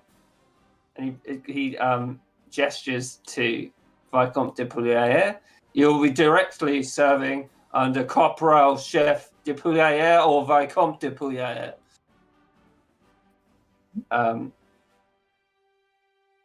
Maybe I should give you a brief tour of the camp. This is obviously your quarters. There is food, which you will help yourselves to at designated times behind. Points to the carts. Looks over here, points at these tents. Those are my tents for the camp command, and he points to the tent even further up. That is the tent of Comte Dondarian Alamba, who is the commander of this camp and serves as a commander in the Grand Army. I shouldn't have to tell you, you should show him the greatest respect, for he will not tolerate arbitrary and disrespectful behavior. After your trials tomorrow, he will inspect the troops. I expect you all to be ready for that. What was his name again, Kieran? Dondarian Alamba. Just gonna put some names in the chat. Darian would pipe up and say, "Would Commander Alamba allow us to present ourselves to him, to greet him and have our introductions within his personal quarters, or would he rather wait?" He will do a formal inspection tomorrow. Very well. Do not address him unless he addressed you directly. He is not a forgiven man. He may be a purple knight, but that does not necessarily mean you're honourable. But Comte Dondarian is a very respectful man. Anyone can do an insight check if they want. Yeah, Darren definitely will.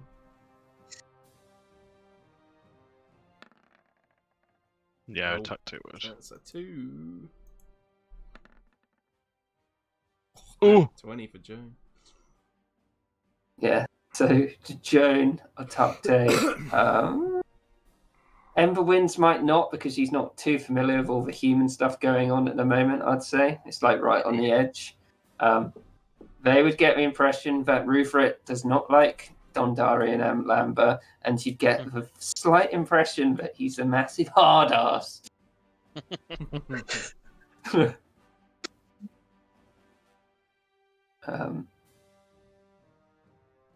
Very well, I will ready myself for his inspection in the morn. There will be 5 events tomorrow. Test your skills. First, standard fencing against each other, which I've already decided. There'll be a tug of war where I'll split you into teams based on where you'll split yourselves into teams based on the results of the fencing. There will be an archery competition, the athletics competition, and the team battle. I expect you all have decent martial skills, and I look forward to seeing them all.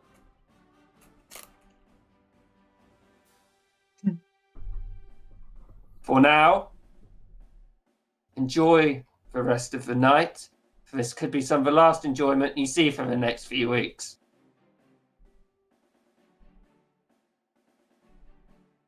And he sort of bows slightly and see him walk back to his tent. Is Strahd in Cormyr? Is that why we won't get enjoyment?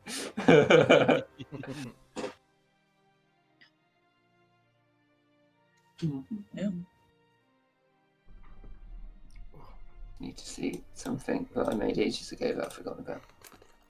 So, after that little dressing down, what would your characters be doing?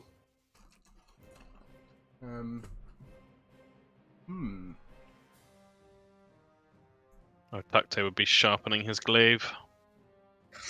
Night time. It's like late evening, I'd say. Joan would be writing some bad poetry. Yeah, anyone doing their hobbies can do a roll on the table. What do we need to roll? Hang on, I'll just quickly show you. Yeah, I think Darian would be maybe get out his dragon chess set, and he'd be sort of setting it up and sort of playing against himself, but he would happily welcome anyone who wanted to join him. So I'll roll a d20. Got natural 20. Nice. Unless anyone else wants to join Darian, I think Rodri would. Okay, 1 point of inspiration. Nice. It's perfect. He's mentoring. He can mentor Rodri. Yeah. So... Otakte would be curious, but I don't think he'd ever have encountered it before, so he'd just be watching from afar. If he was near Otakte, and if he was near Vicomte de Poulier, who would intensely be watching, he would look at Otakte and be like, "Have you ever played dragon chess before?" I know not what you ask. This, and he points towards the board that Darian's currently playing on. Yes, it is a noble game for noble souls. And he looks at Darian, then at Rodri. I think I know who's going to win. Ember would go and watch for a bit, but she wouldn't know what the hell's going on. How do you win?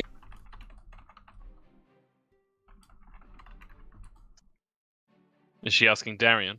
Would you like to sorry. explain Darian Hunt Crown? It's quite a simple game. It's a game of war. Do you know of war, Miss Ember? Not personally. Not yet. She looks around. He smiles as well, I'm sure you will within due time. It's a game of war. It is, you can see me and Mr. LeBlanc here. We compete. My side on the whites, his side on the blacks. It's a game of tactics. We move our different pieces into positions, and we determine taking other pieces, sacrificing pawns, until we can corner the king.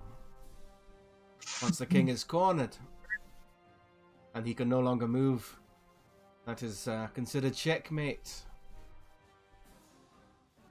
Sacrifice is the realm of every soldier. What did he say? Sacrifice is the realm of every soldat. He nods and he says, "Quite. But if you play your pieces right, sometimes a pawn reaches the end of the board," and he looks directly at Ember, and he says, "and when that pawn reaches the end of the board, they're promoted." Oh. So, At this point, player... Sorry, go on. Rodri has the queen in his hand, Mm-hmm. and he moves it to the other side of the board, putting Darian in check. And he's like, "Sometimes a queen is much more." And he just looks at you like under his visor. He can't see his eyes. Yeah. And then I think Darian would quite simply take the queen with the knight that was like an L shape away. I really need to learn this game better. Darian Hunt Crown. In due time, Mr. LeBlanc, I look forward to a number of games against you. Well, who wants to play next? Well, maybe I'll watch another one first. No, Darian can, because he rolled a natural 20, he can give his proficiency points, I think, Kieran? Yep, So, you can. I will mentor another group member of my choice. So when they were game proficient at the same rate you do. I'll train Rodri. He seems willing. Joan got a 15. Yeah. So she'd get some points in her bad poetry. Excellent. And she'd also be able to give them out. Oh, wait, no. Oh, I you have also though. get, huh? I have a question when you finished. Yeah. So I know her hobby is writing bad poetry, but does she think it's bad, or is it like purposely bad? So when it's like an inspiring session, she's written a piece of extra bad poetry, or what she thinks is really good. Do you get what I mean? Yeah, I'll let you interpret it how you want. But she does get a point of inspiration. She's deadly serious. Yeah, I imagine she thinks it's really good. Just call me Amazing. Philip Larkin. As they're playing their chess and explaining it and talking to Ember and such, Otukte turns to Kateri and says, "These people cannot go 5 minutes without mentioning a king or queen." They must be commanded what to do. That's how they feel in control. I cannot imagine taking all guidance from simply those of the mortal realm. The divine should be revered alone, not mortals who walk among us. But how do you feel about being assigned here, Otukte? Kind of surveys around the tents and the group and such. I see some warriors, others children. He looks at Ember. And Rodri. I guess we shall find out in time. It is it's not good to judge too quickly. We do not know who the divine favor. Yeah, he nods solemnly at that. Of course, Shroud Walker. And he heads back to his little tent. To play with his tarantulas. No. I'm gonna roll on the table. Ooh. Would you read that out to Jilly? Huh? Oh wait, it's the poem and you wrote. Probably, Oh.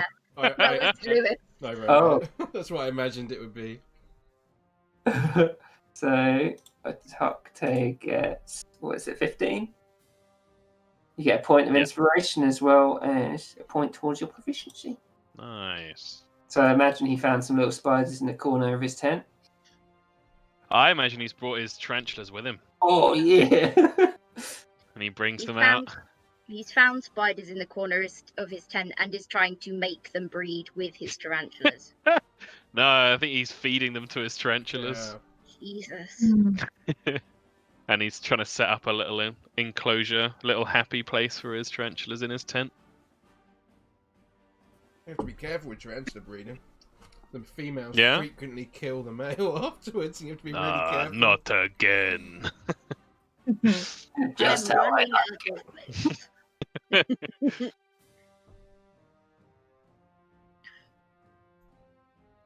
Okay. So, is there anything? How many tarantulas can he have, Kieran? Let's Because say I'm gonna give them all names. 2 for now, and he can Okay. collect them as he goes through. Oh One's called yeah. Firion, one's called Lanksim. One's dead. It's called Bitch. No. My heart. Fuck. That's And my... he's just got one spider that he hates called Belvedere. You will never breed. This one is a bastard. And one that carries a little sword and raises it up to the sky called Severus. Oh my god, we're gonna get to see Severus at some point. He's got to have his main female one be Mackie as well. Yeah. I'm not naming any of them these things. I think after the chess game, Rodri would be like, "So, how are we all at cooking? I am rather fantastic myself." I can't say I'm a particularly skilled chef, but I'm always willing to get stuck in. Looks at Ember, and he's like, "Have you tried much Cormyrian cuisine?" Well, no, but I can try it now. Well, I mean, I can't really cook, but I can provide the fire. If you provide the fire, I will scavenge supplies from the cart, and we can have a great banquet. I was thinking. Let me think.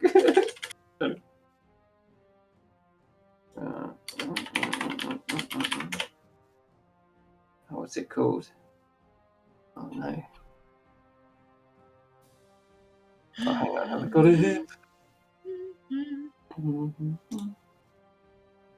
I was thinking, oh, Lizzie got to dinner now. It's a leg of lamb. I'm quite what's the word, like when you like something? Partial. Partial, that's the word, yeah. I'm quite partial to Orphan on sourdough myself. Have you had that before? And he looks towards Ember. No, I don't even think I've had whatever that thing you just said. It's quite delicious. Crusty sourdough bread smeared with halfling cheese. Quite a mildly pungent flavour and consistency. Halfling cheese. Mm-hmm. Yes, it makes a cheese from the halfling milk. Yes, Darion. He looks quizzically at the Viscount and he's like, I bloody well hope not, Viscount. No, halflings, like a lot of halflings, are quite rustic folk. They enjoy getting cheese from their animals and farm animals such as goats and cows, etc. There is plenty of ooze milk up in Griffon Hill. And he sort of points down at the sheep in the field. It's very good. I look forward to trying On it. my feet. I can switch to German for a sec. You'd see Rodri go, and he'd wait for Ember to light the fire. Oh yeah, she lights it. She makes it real big. Do him a little cooking check. See. Oh, Rodri. Fuck me, where's Jurgen from? Damara. Damara, From Damara. Germany. Oh god. It would be a 7, to be fair. He would pull out this singed leg of lamb, and he'd be like, well, I guess that's it for tonight. And he like dumps it all down. It's just like, dig in, everyone. Joan would have appeared for food. Quite delicious, Mr. LeBlanc. We'll have to practice your cooking skills alongside your chess skills, eh? Yes, I have a lot to learn from you, Darian Hunt Crown. I'm happy to teach, my friend. Just to mine a little bit more burnt than this. You just see her standing there holding it with fire, burning it a bit more. No, Ember, don't burn it too much. You'll get no nutritional value. Oh, just a little bit though. I can't stop you, but It's it. maybe we should have boiled it. Oh no. That's the best bit, Ember, the combination of fire and water. You can have it boiled, then I'll have it. Then. I prefer mine roasted, to be quite honest with you. Boiled chicken is dry and loses some of the flavour. Have you no? I'll have you know, we are most succulent beasts, Darian. But you shall never eat it. Just because we can't make the milk. Oh god, Yes, chicken my milk. God. He's bowing every time he talks to him. I don't think Darian needs to do an insight check, but Mm-hmm. everyone else can if they want to work something out about the Viscount and what he's been saying. You say I don't need to do one, Karen? I mean, I think it'd be a very low DC, but you can do one. Okay. Poor Ember. Ember's just like, I guess all people who aren't Tabaxi must be like this guy. Yeah. You can tell he's a bit senile. Oh my god. I just opened this Malibu strawberry spitz and it smells fucking amazing. Oh, that's so nice. Sorry. Can't have it warm. You didn't put it in the fridge. Go put some ice for it. I like mine warm. Now I'm just imagining Darian with it. Little Yeah. in hand. Delicious. Yeah, Otukte would partake of the food. Not going to pass up on food. So, Miss Ember wins, and Dewey, where are you both from? Yeah, I assume you're not from Cormyr itself. A bit further away. And she tries to describe it, and nobody probably knows it. And then Dewey's like, yes, we're just from the east, about 50 miles. You've travelled quite the way then. What brings you to these lands? It's quite unusual to see a pair of Tabaxi joining the Cormyrian army. Dewey side-eyes Ember, unsure what to say. Well, maybe I'll tell you in the future, Darian. So people tend not to believe me when I tell them the first time I meet them. He smiles and says, "Try me, I've got a vivid imagination." Well, do you know what a phoenix is? Would Darian know? Do nature check.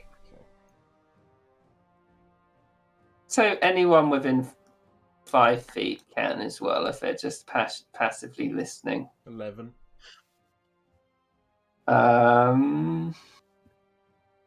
It's difficult. I think Joan would know. It's hard to know because I think he would know what a phoenix is, but he's not sure they're real. Yeah, I'd say Darian is well read, so like you judge it that way. I think he. I don't know. It'd either be he definitely knows what they are, but he doesn't think they're real, or you think it could be super rare. And one's never been seen around Cormyr before. So he's probably read about them, but more likely he's like legends and folklore kind of Yeah. thing. Okay. Yeah. I have heard of the phoenix. Usually spoken about in stories and legends. Yeah. Well, they spoke about in legends, all right, but I saw one. Did you know? Rodri looks over at Ember. He's like, I believe you, Ember. People don't believe, things about dragons, but I do. Ember's curious about these things. Oh well. Thank you, Rodri. People don't usually believe me the first time, but no. Nice for a change. Yeah, I saw one, and it was fiery. I mean, this was years ago, but that's how I can do this. And she makes the fire like massive in the middle. Briefly. Darian smiles and nods, and he just says, Miss Ember, I'll take you at your word. Well, maybe you'll see it one day, Darian. I mean, that's why I'm here. Perhaps. Does Dewey believe it? Probably, he's probably in the middle. Okay. If I do see it, Miss Ember wins, then that will be quite a grand day indeed. I think if we see it, everyone will see it. It was pretty massive. Keep a lookout, Ember, as long as you keep your eyes peeled for dragons. He just Darian just looks at Rodri and then looks at Ember and kind of smirks and then makes another move on the chessboard and checkmates Rodri for a second time. Well played, Darian Huntcrown. You win again. You're getting better already. I'll try and best you in the martial competition. I am quite elegant with this. And he draws out his longsword. I must say, he looks back off to Kay. It's like, I think we have quite a lot of competition here.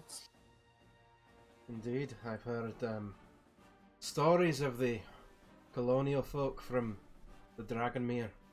Some say they are amongst the most feared fighters in all of Cormyr. Us as aliens can keep up with them, and kind of looks at Joan. It's just like, Joan, where were you from exactly? Myself and Gilly are from Alaron. Laron, across the sea. Yes, it is quite a small island. Whoa, I've gone a little bit racist Jamaican there. Sorry. Yes. But I have lived there my whole life, and I have seen nothing of the world. What brings you here? I swore an oath a long time ago to Amontor, and there are only so many people on Alaron that I can convert to Amontor's way of doing things. So I travel with the army, and we create more followers for Amontor.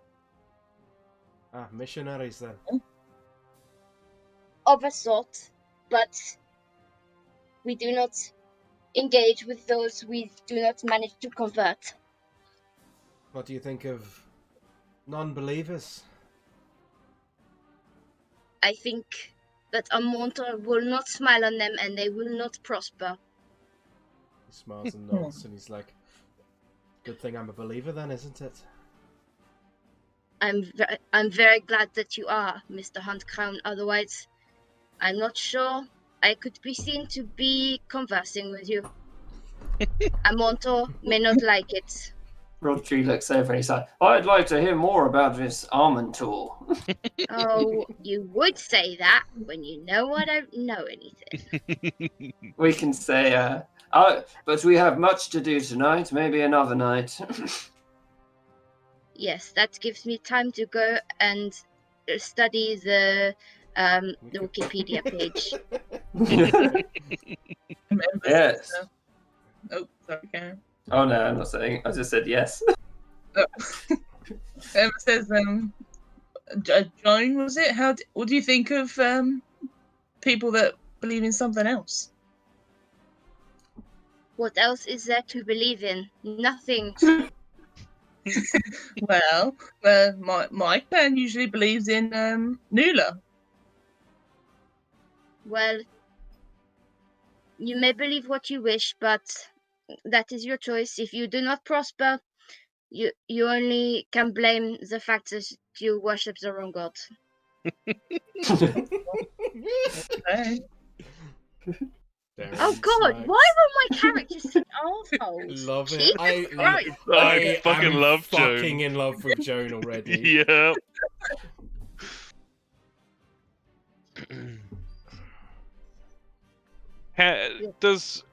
I think this is a question for Hannah, not the DM. How is Ember reacting to the people around her? Not Like, too but, badly. like, She's Does she pretty seem accepting. excited? Does she seem nervous? A blend of the two? She's mostly excited, I would say.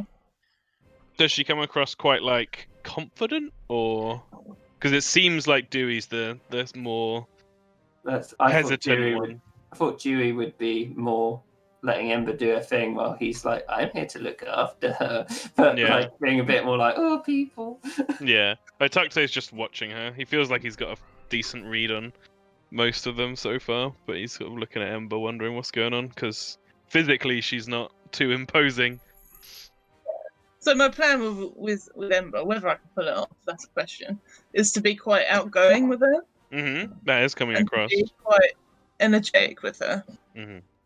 And she's quite accepting, and she wants to learn stuff. Yeah. And she also, yeah, I think she's just quite accepting of people. She wants to learn. You're definitely That's yeah, indeed. I just wanted to check, because she's the only one where I talk to. It's just like, little cat thing. But then she has fire in her hand, so he's like, oh, little cat, little cat thing with weird fire powers. Cool, Yeah, thank you. okay. But he's not engaging, he's just kind of watching, sitting with Katerin. Yeah. I say Ember is quite interested because he's wearing loads of furs and stuff, right? Tons. Yeah. All his stuff. You'd see under everything there is metal. There is a metal breastplate, but beyond the breastplate it is leathers, furs, feathers, claws, bone. Feathers. That was like one of Joan's bad poems. Leathers, furs, feathers.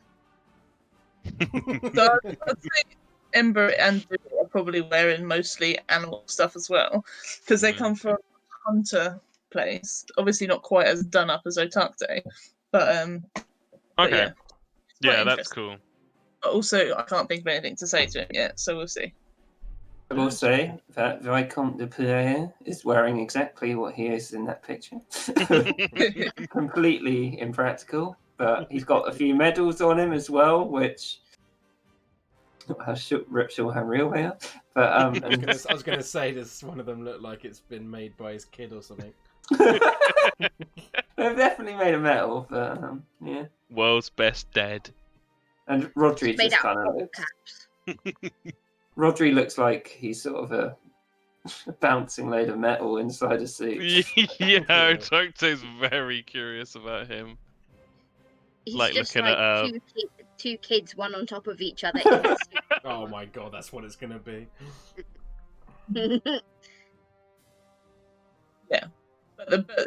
So Ember's ones is much less done up than his, and it just kind of looks like what it is in the picture, just like skins instead, though. That's really cool. Cool.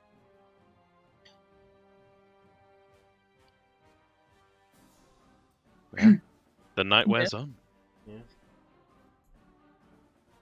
So, is there anything else they want to say to each other tonight, or do we want to long rest till the morning? Just trying to think of I think Darian's. Joan would probably be like, nobody has bowed to me or anything yet so far. Yes, and Jilly would be like, yes, come on. Don't you know who she is? She's a big deal. Darian would stand to his feet and he'd say, of course, the Farce family. I Thank you, at last. had a moment of what's the word when your brain goes blank? Brain fart. Yeah, you wouldn't say that. Yamez-vous. Yeah, he'd essentially say that though. He did. My mind went blank for a moment there. My lady, and he approaches her and takes her hand and then kisses her on the hand. Would she have heard of the Hunt Crowns? Roll a history check. Darren 100% doesn't know who the Farce is, by the way. He's just trying to deceive her, so I don't know if I need to roll for that. No, and Darren do deception, and Joan do a insight. Come on. Ooh. Yes, so Joan, you're pretty sure he knows who you are. She'd just like reach I mean, out who her wouldn't? hand and kiss it. Yeah, he just kisses her on the Like hand. the Pope. I think Ember would copy Darian. Oh, I didn't realise I was supposed to do it, Joan. Yes, well, it is. Well, Gilly and I are among friends. We just say you do it this one time, and then it is implied the rest of the time. Yes. Yeah. And she's probably just. I picture her just sitting there, like feeling a bit smug and like, oh yes, I'm a farce. And then everyone else is like looking at each other like, what the fuck? Yeah, Jilly. Tokte is not moving. Jilly would be standing there like, yeah, come on, everyone. Suck up to her.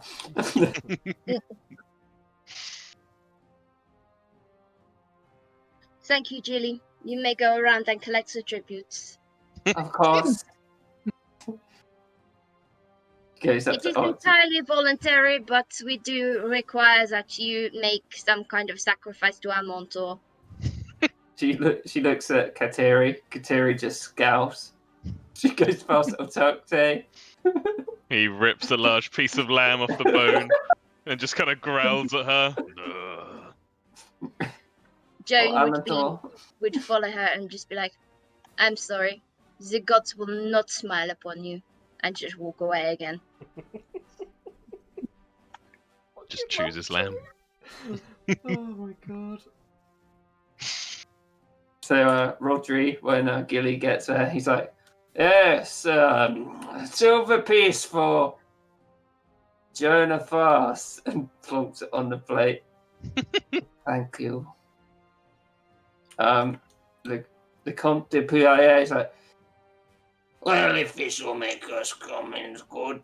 He gets out 2 gold pieces and puts on the plate. Hey. It's like, is that gold or is it copper? I can't tell anymore.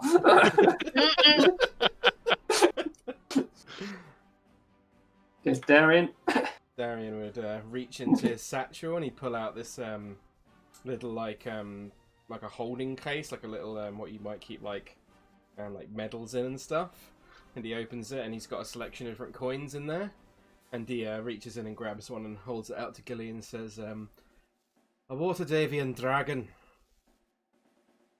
for Miss Farce, and then looks at her and bows like does a little like sort of bow nod sort of thing, and then says, pick that one up off a brief encounter with an elf that came to these lands from near that part of the world. So I hope Miss Farce enjoys.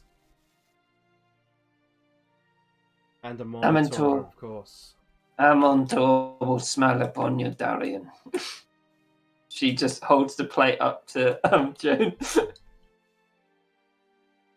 Thank you, everybody. Your tribute will do for now. For today. For today, you have earned a mortal smile upon you, except for you guys. Terry just does a scowl, looks at Otakei, and shakes her head. Otacte has a slightly wicked smirk on his face as he just stares at Joan. Darian is staring quite intently at Tacte as he does. Brady is like, well, I'm going to be off to bed. And Sleep well, You Mr. see- LeBlanc. and you too, Darian Hunt Crown, Dion the Grass, Otakte, Kateri, Jilly. And as he goes in his tent, you see his great helm on, pokes his head out, and you see him like seal the tent up as much as humanly possible.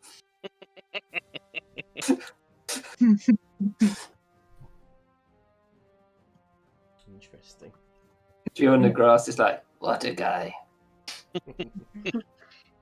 He's just like, Gilly, on va se Yes. coucher. Yes, mistress. Oh, God, I went to Morwood. God, it's hard. Hard diggity voices. Yes, mistress. Good What's night, that mean? everybody. Good night.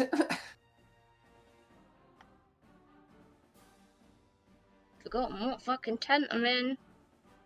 Yeah, That one. Darian's waiting till everyone else has gone to sleep, and then And then he's going to do something sneaky. Ember's gonna sit by the fire for a little bit. yeah, Darian would join her. Otacte would watch the fire for a second, and then he'd snap the lamb bone, suck out the marrow, Nice. and cast the snapped bones into the fire before sort of grunting and nodding in the group's general direction and heading back to his tent.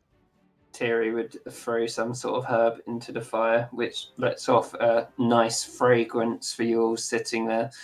She's like, until tomorrow, and goes back to her tent. Darian nods to them both as they leave.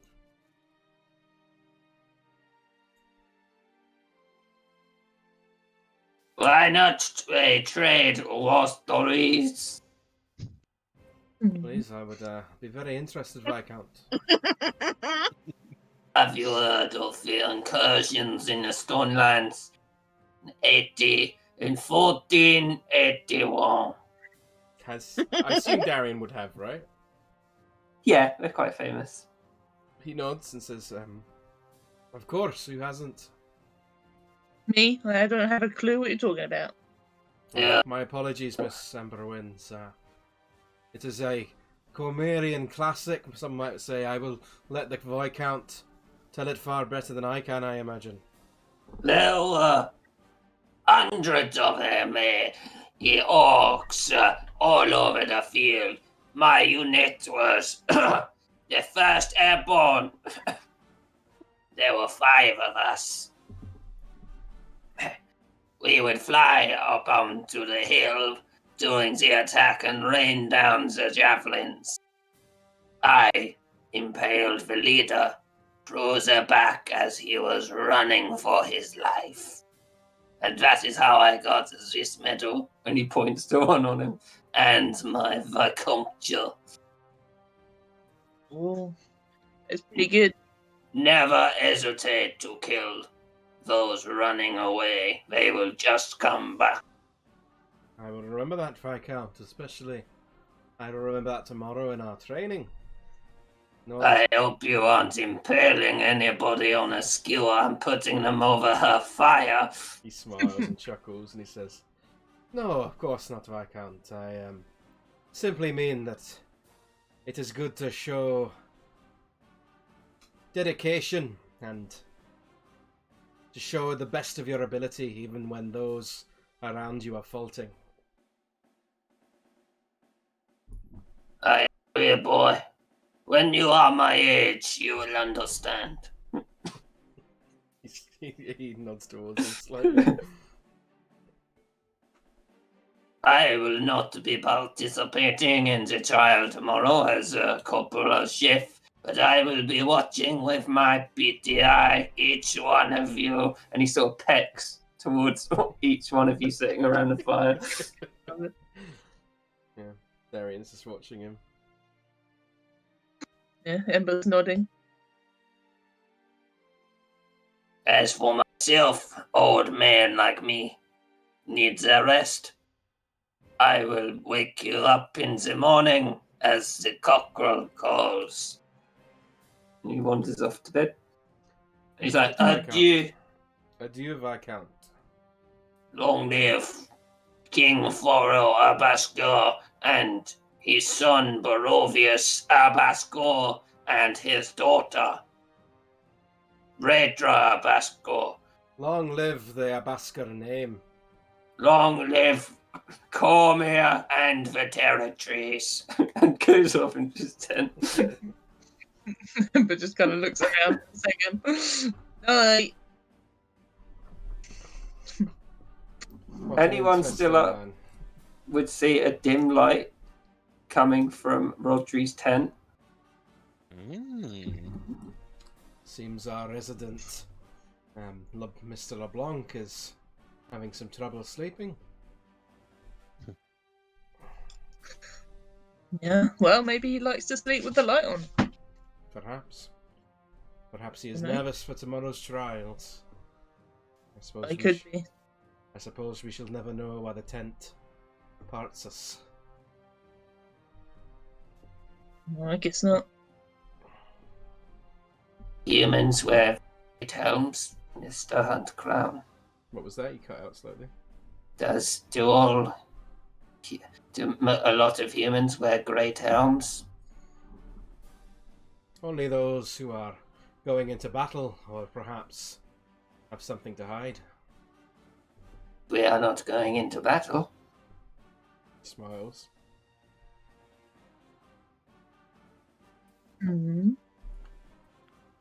Maybe he has something to hide then. Let's not burn his tent down, Emperor. Oh, it's so tempting, you know. Do not want to make a bad impression. No, That's true. and I would not have it. That would be most disrespectful for Mr. LeBlanc. Just because he has something to hide does not mean it is bad or in the nature of evil dwellings. Doesn't mean it's interesting, though. We must respect a man's Usually. privacy, should we not? I guess so. And a woman's. And a woman's, of course. And he kind of looks towards Joan's tent. Well, she gets up. I guess I'll get ready for tomorrow. Well, it has been lovely meeting both of you, dew on the grass and ember winds. I will see you Yeah. and face you tomorrow in tomorrow's trials. Well, To meet you, Monsieur Hunt Crown. it's good to meet you too. I'm a bit worried about tomorrow. I can't say my martial prowess is that great. But I'm sure you'll have a Success. chance to prove yourself in whatever way you can to the Cormyrian army. oh, they'll see. He smiles. Jesus. I look She's forward just to it. Good night. Just gonna go to bed. Good night to you both. And Darian would spend maybe 20 more minutes at the fire and then turn to bed himself. Okay. Yeah. And Darren, you'd notice in Rhodey's tent, can you do a perception as you be going to bed? Mm-hmm. Perception is a straight roll. Ooh, 16. You'd see that the light would have a very slight purple tinge just as you sort of got into your tent. Ooh. Yeah, he wouldn't. He would make note of it and then head to bed. Okay. So, everybody can take a long rest. Not that you need it, but I pressed it anyway. It's a good point. Yeah. How do I actually take a long rest on this sheet? I think you have to do it manually. Ugh, really? So annoying. It's your thing about playing a pugilist. You barely have to do it because it's just moxie points. But Yeah, I don't think it's much for. Can't you just make a copy sheet on D&D Beyond? I can't. Illrigger The doesn't. same stuff. Illrigger doesn't have exist on D&D Beyond. it wouldn't do the spells. I don't think. Can't you make a separate? Oh no, Class. it's fine. It doesn't matter. Just got to do it the old-fashioned way. Oh. It does not Fish. take long. I get most of my shit back on a short rest, so it doesn't really matter. Okay. So you sleep well until you hear the and Fucking god damn it. anyone outside their tent would see Viscount de Poirier, and anyone who looks out, he's like, "It wasn't me," just like glares at you all. Yeah, Darian would be out, and he'd probably be ready with his chain shirt on.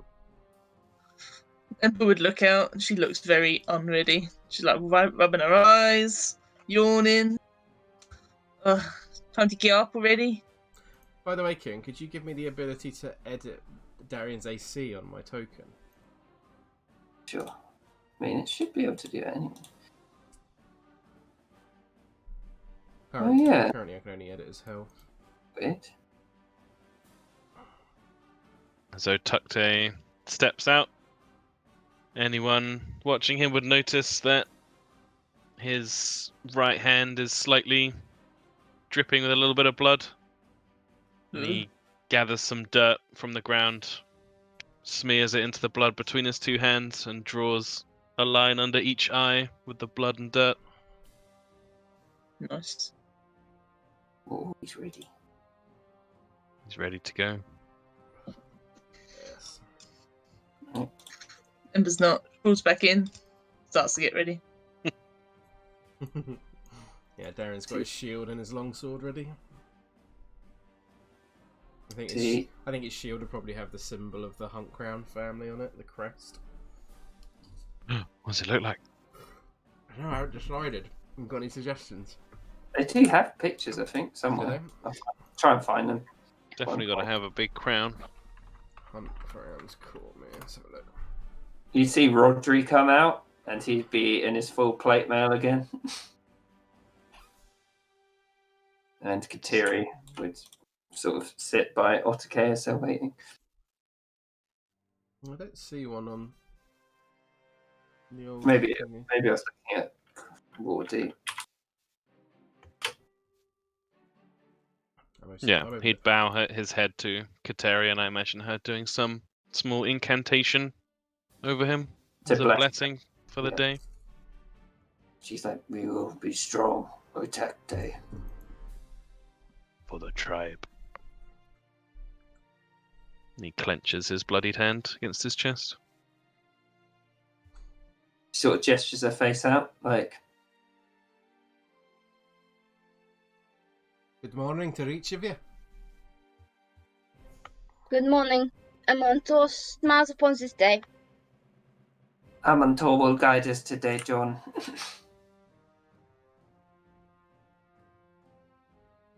And as you're all gathering round, you see Ruvra approach from his tent. I think as he's coming out, Ember like jumps out, hopping, putting one shoe on. All right, soldiers, in a line. Points. Darian, stand there. All two lines. Let's hurry up.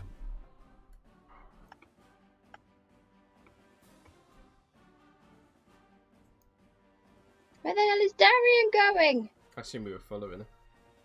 Oh, I see. And he would lead you down out of the gate. And as he approaches the gate, he's like, "Open up! Recruits coming through!" And you will pass out through the gate. And he Hi, takes Rodri! Rodri's like, clank, clank, clank, clank. And he takes you over to about over here.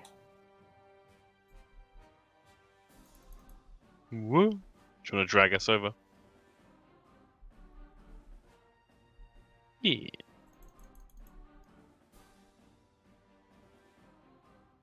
It's like, as you're all gathered around, the first line of defense for any soldier is their martial capability. He looks at Ember. Even though I know some of you may have powers which go beyond this, we're testing your tenacity, your endurance, and, well, just your ability to survive. I've drawn up a list of the bouts for the first trial, where you shall face off against each other. First up, we have Darian Huntcrown and Gilly Sunslayer. So, Gilly steps forward. Darian would step forward as well. Sorry. If you'd all please make some room. Come on, everybody, chop, chop. So, it will be with these wooden blades. We don't want to kill any of you before you get out onto the battlefield itself. He hands Gilly one, and he hands Darian one.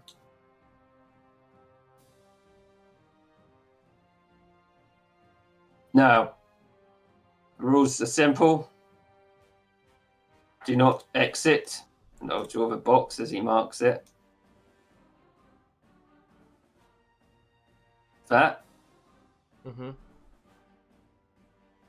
And you shall duel until one of you is too injured to continue, or it's been hit 3 times.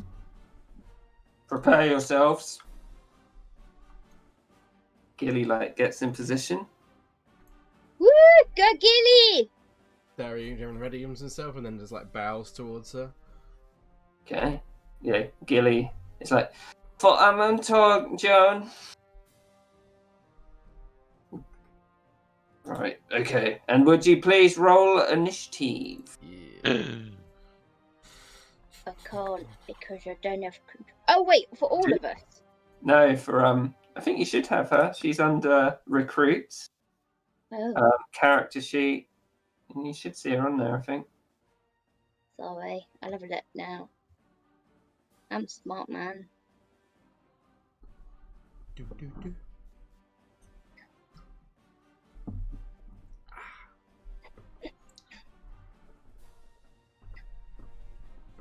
Find it.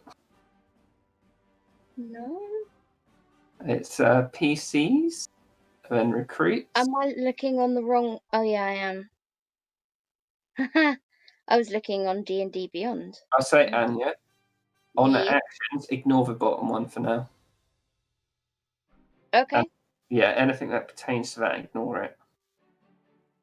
Just the Oh, simplest. okay. Yeah. Sorry. And shush. Don't say about it either. Is it on the bonus actions? You mean? Sorry. Well, there's stuff on the bonus actions and the bottom action. Don't say anything about that. Okay. Yeah, not for now.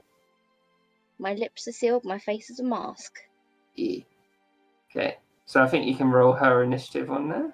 I think I should have done it. Okay. Oh yeah. There Yeah, you go. 19. Okay. And then. So, I'll put some different music on.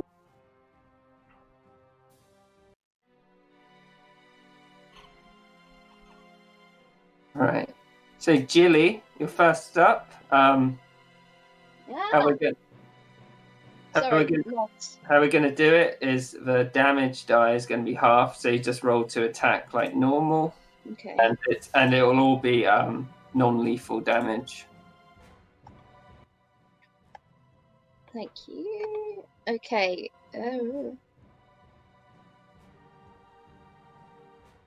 Wait, sorry, I'm being stupid today. What am I doing? So she's doing a duel with Darian.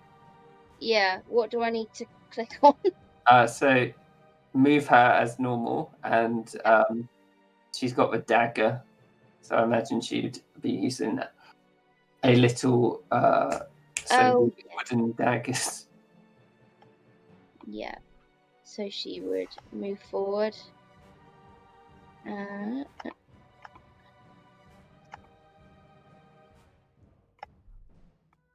15? Misses. Well, Darren parries off with his shield. Then she's got another attack. Oh shit. She's got multi-attack. Huh.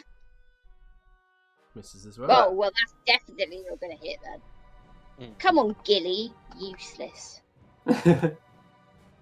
You hear Rufric call out, it's like, it's a good start, Darian. Darian is going to go to here. Yeah. And he is going to... I'm going to try and grapple her. Okay. So make an athletics check and... Wait, do you have to hit first? No, you don't. It's just athletics. Athletics. Versus acrobatics or athletics. Yeah. So Darian's is 16.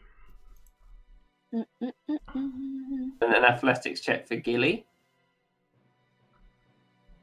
Don't have athletics. It's on under mine? strength. It'll be strength. Oh, sorry. Or dex, depending on which one's stronger.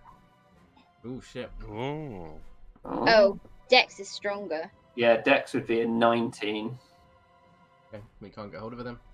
She wants to fend you off. She's a slippery booger.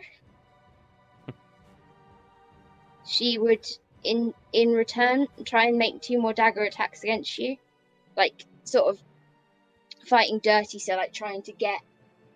I'm assuming he's wearing, like, proper armor, Yeah, right? he's got like a chain shirt on. Yeah, so she'd try and get, like, just above the breastplate, like, in between the breastplate and his actual chest kind of thing. Mm-hmm.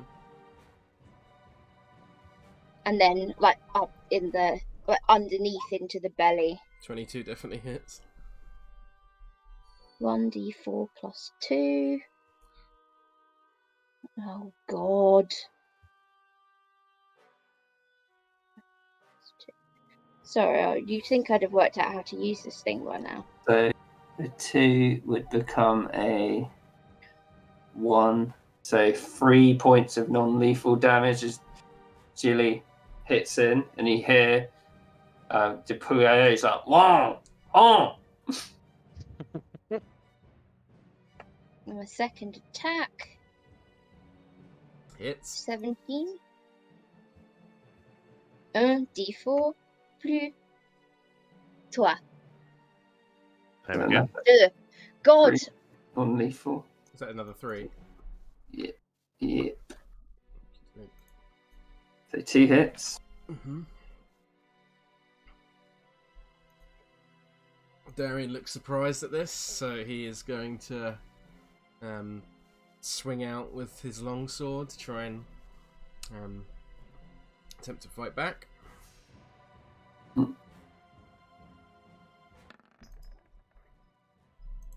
And it hits.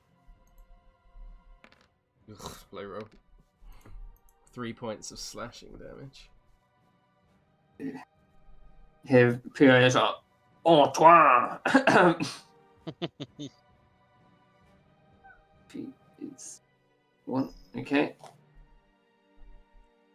Yep. And then it's back to Gilly. Mm-hmm. Gilly, sort of, how would he have done it? Like, what would the angle be? He probably would have like pushed forward his shield and then just like lunged out forward with his longsword. Is it? Am I able to see her health on roll 20, Kieran? Oh, I can change that, can't I? I just want to see how hurt she looks. Should be able to see it. And now I can. I just think it hadn't changed. Sorry, that was my fault. She would sort of.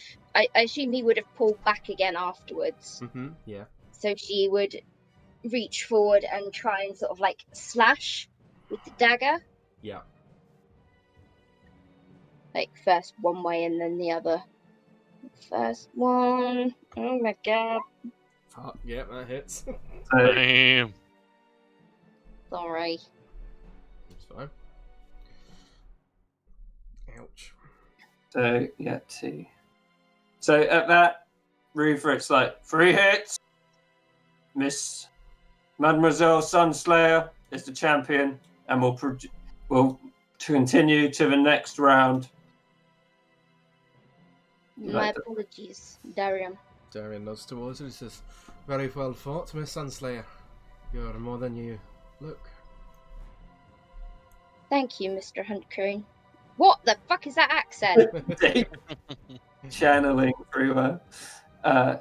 Next up, we have Ember Winds and Kateri Shroudwalker. Hmm.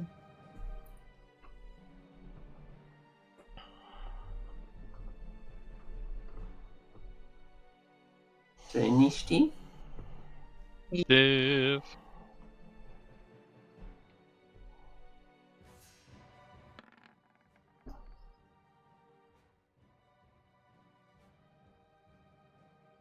Okay, Hmm. so we have Ooh. so Ember Winds is first. Yeah, it's just like, does it have to be physical? Can I use fire? I mean, he just has a duel, so it might not be the best idea. Again, if he wants. She's asking. Not in this event. Okay. She's gonna use claws, her own claws. So she's gonna run up at you. Brutal.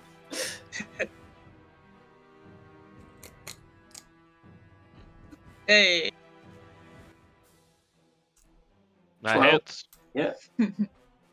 Hits. Okay. That's it. Mm.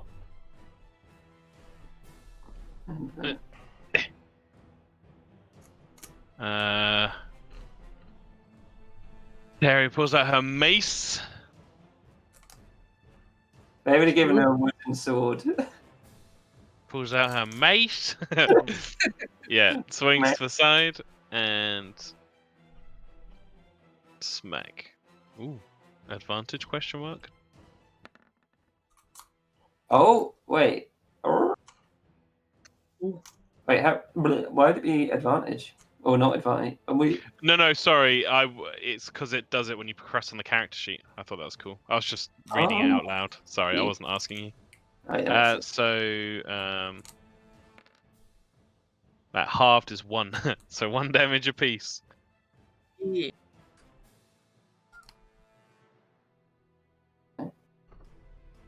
Earn a piece. No yeah, piece. the Viscount's getting excited at the back. He's sort of like flapping about. No. Ruthret's looking on intensely. I think Ember does a. Well, how do I describe it? Should I run on 4 legs and stand back up behind her? Like jump back up? Another claw attack. Dead. Get damage as well. Miss. Yeah. Looking on, Viscount moving around a bit. Trying to Hate get a being good view. level 1. Yeah. Hate being level 1. Yeah. Gilly's probably the hardest. Kateri. I was going to try and grapple her and move her outside the ring, Kieran, so she gets I disqualified. think that's a good idea. Yeah. But Yeah, Kateri's very tempted to try and shove Ember Wind. Yeah. She's not very strong. Yeah, Kateri's pretty smart. I think you can use your dex to dodge it though, Hannah. Yeah. Acrobatics. But yeah, Kateri will do it. Fuck it. She'll try and shove her Yeah. out of the ring. Strength check from Kateri. Ooh. So it's either your acrobatics or athletics, whatever you prefer. Oh! Yeah. She'll push her 5 feet back. That's one of those, like, what of it shoves. Love it. And Stump we have, back. do we have another winner, Kateri, for into the next round? He walks back out. No, Tucte gives her a little high five. This isn't going on well. Sidekicks. I nearly passed the athletics check. It was so close. Next up, we have Red Wolf and Monsieur LeBlanc. Brody steps up, pretty, ready for it. Put new music on just so we get a good.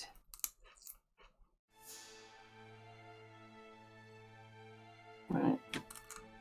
Initiative. Oh god, I've got to find his character. Tucte stabs his glaive into the dirt and takes up the wooden training sword. Yeah. Brody puts his greatsword down and takes up the wooden training sword as well. Where is he? Mission to call Rodri Hot Rod. Hot Rod? Oh, that was that film, Hot Rod.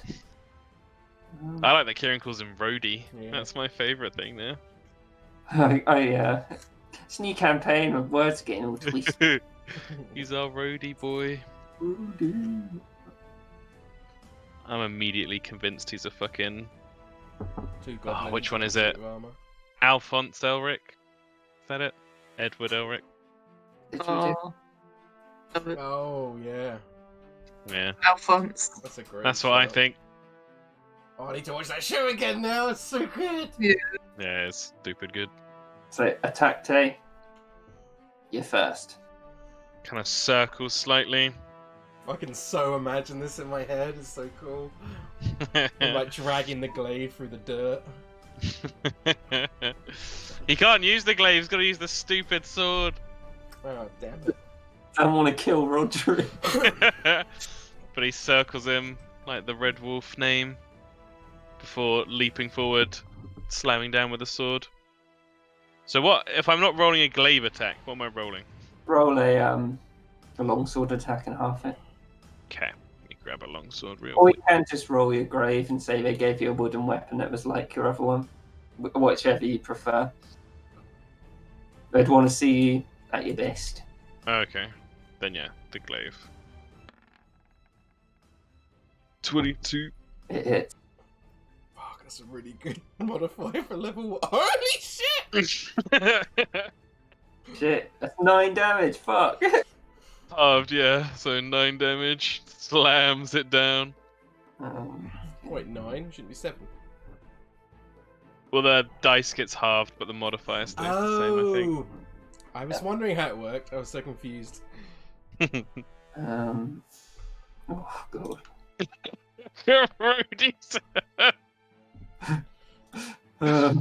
And then Otukte will use his bonus action to Polar Master attack. If he takes him down in 1.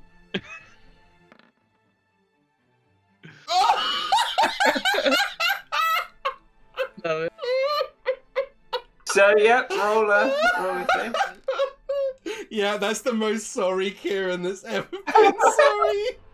It's the new rules as well, so it's the max damage. Oh, that's true. So it would be 4, but then half to 2, so that becomes 6 plus 3. I don't know why I've got a third D4 in there. Oh, it's because I'm a half orc, so I get savaged attack. Oh my god, I just obliterated him. So 6 plus 3, that would be halved as well, though, so 1 and 1. So 8 total damage. Okay, so he goes down, runs over. You can see that your glaive attack has just pounded his great helm onto his head, and he's like, he uses his where is it? Oh, I made him somewhere. Yeah, I imagine the initial attack being this huge overhead swing that slams into the helmet, and then as he's like bent over from that, the other side of the glaive just comes up and slams into his chin from below and just knocks him out. He's going to use his combat medic savant skill. He's a savant! That's awesome. That's really cool. Stabilize. So he touches him, and he goes to 0, and he is stabilized at 0 hit points. He's like, "That was good work, October. I think you went a bit overboard. This helm looks like it's fused onto his head. You're gonna have to help me get it off." Can Joan do something? Of course. She will walk over to him and cast Spare the Dying. Well, yeah. So magically, he's protected from death as well. So he's stable on the floor, but his helmet is like properly attached to his head. Otakte, in response to what Ruveret said, would say, "Wolves hunt," but he would help take the helmet off. Okay. Can you do an athletics check? I only get so wet in my loins, Tom. You pull. You almost crush the helmet underneath.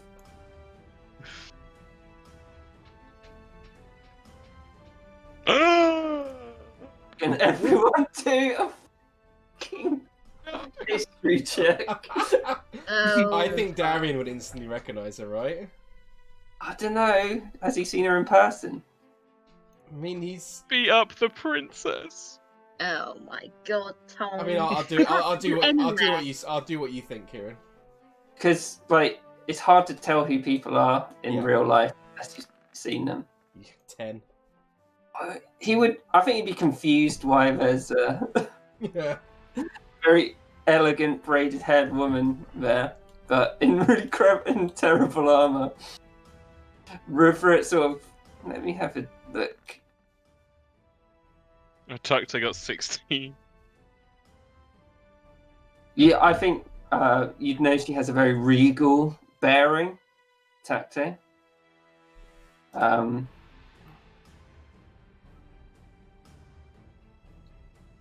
Yeah. To be fair, I don't know if Joan, even with a 16, would actually know who that is, though. I think you'd know she looks very noble. Oh, okay. Yeah, because Joan's from, like, bumfuck nowhere, so, you know, she probably wouldn't know. Need to do these characters. God damn it, Joel. Big reveal down the line. I had to do it now. Beat the shit out of the princess. Can't take you anywhere, Thomas Clements. Thomas Dreffra Clements. See. It's fine. I'm too giddy by now. Badass. Otakte is in combat immediately.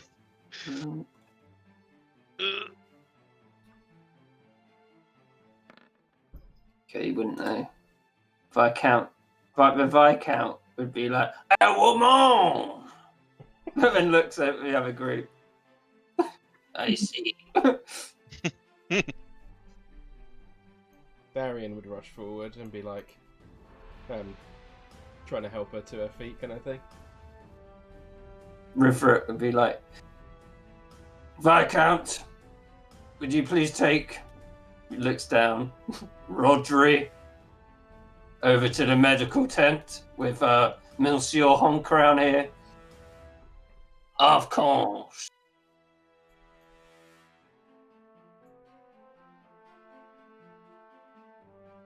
and I assume he'd follow Puya's lead and follow him back to the. Yeah, he would. Yeah.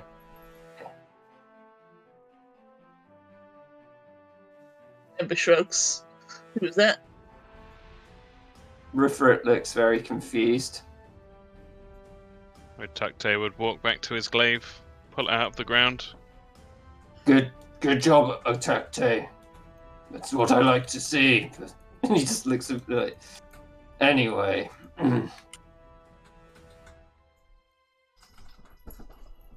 Next up.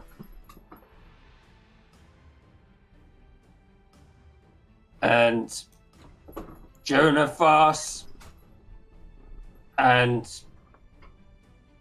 Dewey on the grass, can you please step forward for the final of the first round? So, can you roll initiative for them? I can figure out how to do it. Click on the token and then you click on the little dice button next to the stats on the right. If it's a roll 20 character sheet, which I assume it is.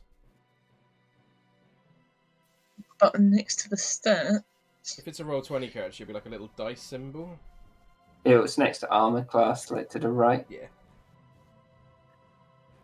Oh, yeah. Nice. Yeah. I forgot to click him. Didn't have to add it. Yeah.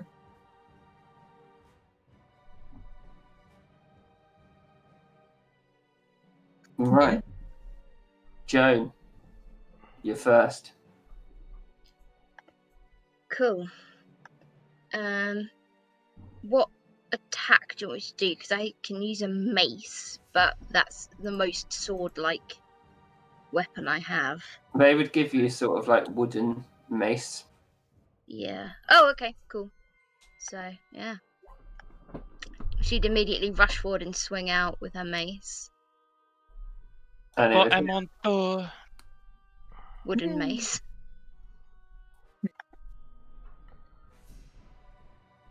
Yeah, he's 20? got. yeah. 5? The 4. God. And we've all died before the campaign begins. Da-da-da-da-da-da. Dewey's gonna try and smack you with a little dagger. Little wooden dagger. God, how do I press? Where's it? There's no little dice button. Then you just click on the word, kind of. Like where it says dagger. Word. You just click on dagger. Yeah. So it would clang off Joan's armor. And he's like, oh shit. Jesus, she's got 17 AC. Joan? Yep. Misses. She managed to duck out the way. Oh, wait, shit. Sorry, no, that's not what you were asking me. Just gonna swing out again. Ooh. Oh! Oh, fuck. How do you think Joan screws up? She'd probably just try and swing it at his head, but then sort of accidentally swing it over his head. And you see Giona Grass is like, oh, and ducks, and Joan goes off balance, getting disadvantage on her next yeah. attack. The dagger again. Yeah. Right behind you. You sneaky what's it? Oh no. Oh, Dewey. Yep. Dewey looks over at Ember and he's like, am I doing good? A thumbs up. I think so. Joan? Disadvantage. Disadvantage. Well. Yeah. Hit. Oh! Oh! Yep. 3, 6 would be 6. Yep, and Yeah. Yep. Lobbers it down. Goes unconscious. He runs over again. It's like, you guys really mean business. And Joan, sorry, go on. uses this thing to state of a combat medic to spare Julie. Yeah, Ember runs over as well. But, he did good though, right? You have me working with amateurs. To be fair, Joan, they are spellcasters. Yeah, Ember frowns at Joan for that. Just try not to get in the way of any of the weapons, because Well we done, Joan. do not want you being sacrificed to Bane already. Well, I guess you just gotta be careful not to get in front of my fire then. All right, recruits, calm it down. Well played, Miss Winston. Well played. Ember, Kateri, would you please escort Mr. Jew here to a medical tent? Yeah. God. I will go with you.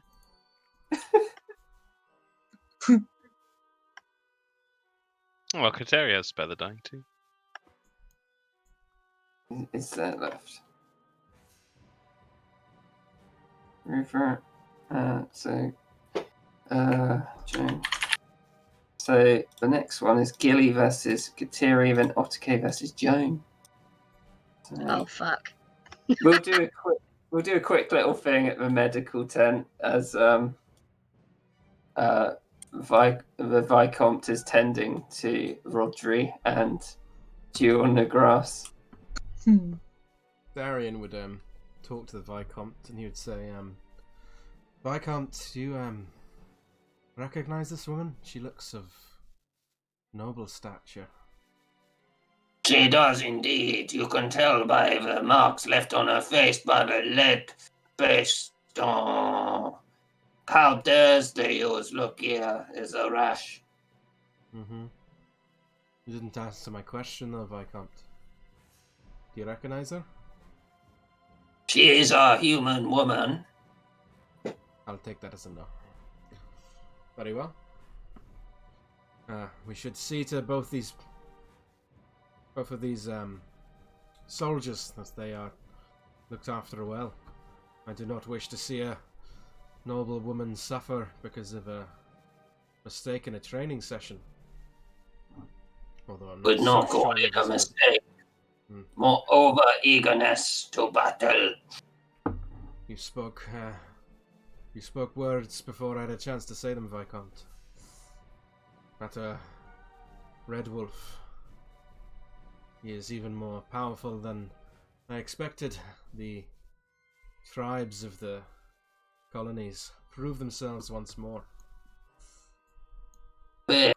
They do, but they can easily be scythed down like a fine wheat with a scythe if they are not careful. I think better to put them to work, wouldn't you say? You should return to the training, soldat. Of course, Viscount. I do not wish to speak out of turn. And he nods and leaves. Looks at Joan and Ember as well. They will be all right. Are you We sure? have happened.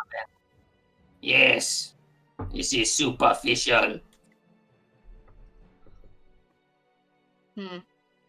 Come, Miss Wins. I think we are needed. I think you're right. As Darren And would come back, he would sort of sidle up next to Atakte, and he would just say, I see the renowned infamy of your clan's prowess proved itself to be true.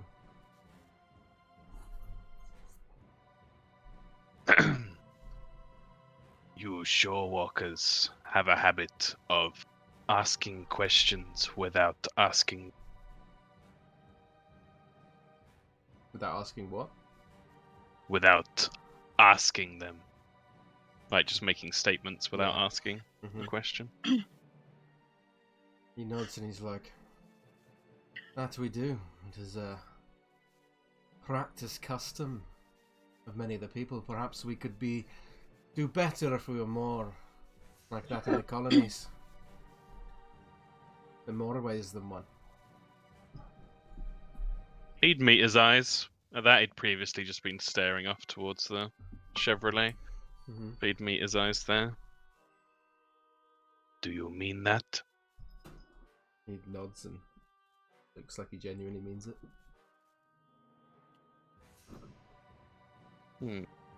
Like he's not trying to deceive him, so I'm not going to roll a deception check. Yeah. Tucked kind of nods more slowly and solemnly at that. Rupert would be like, all right, recruits, enough prattle. I know it's been an exciting day seeing your friends get bashed on the head, but it'll be a lot more painful in live combat. Next, we have Gilly and Kateri for round 2.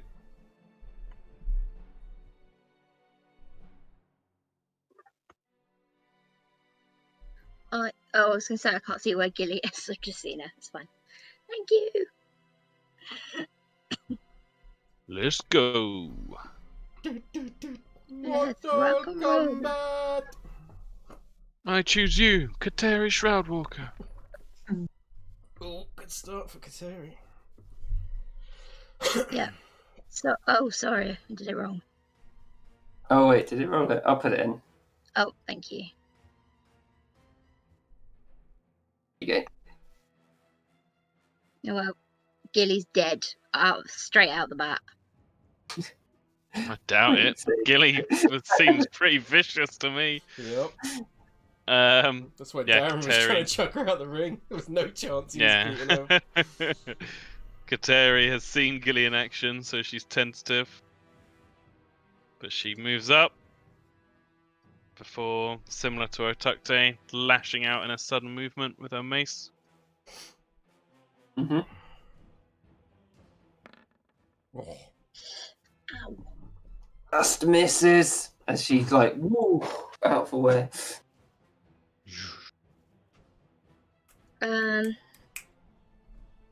Yeah, Gilly would sort of like.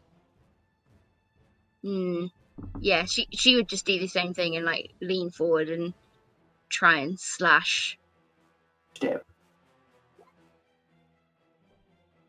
So that misses. She's got another one.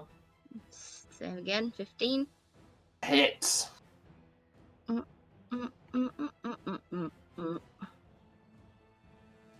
damage. Yeah, 3. 3 damage. Remember, 3 damage is not too shit at level 1. Yeah. Couple more of those. Back to Kateri. Yeah, she kind of reels from the blow a little bit, but locks in next to her. Goes for an overhead swing.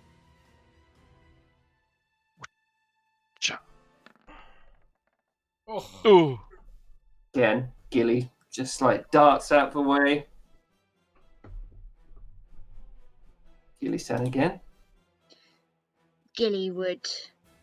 What is Kateri wearing? Like vestments.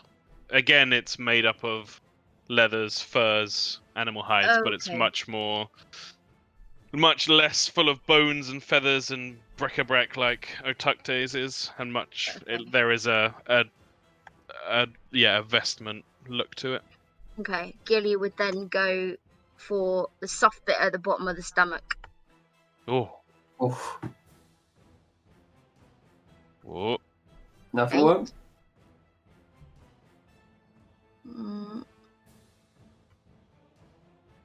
That one hits. Yep.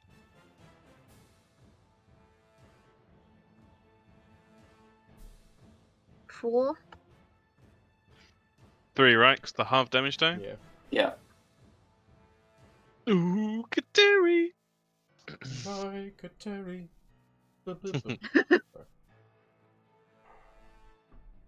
Kateri Hi, Shroudwalker.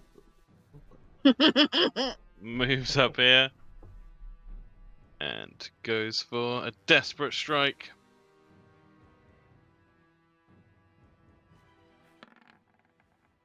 14. Hit. Ooh. 1 damage. Okay. Boink.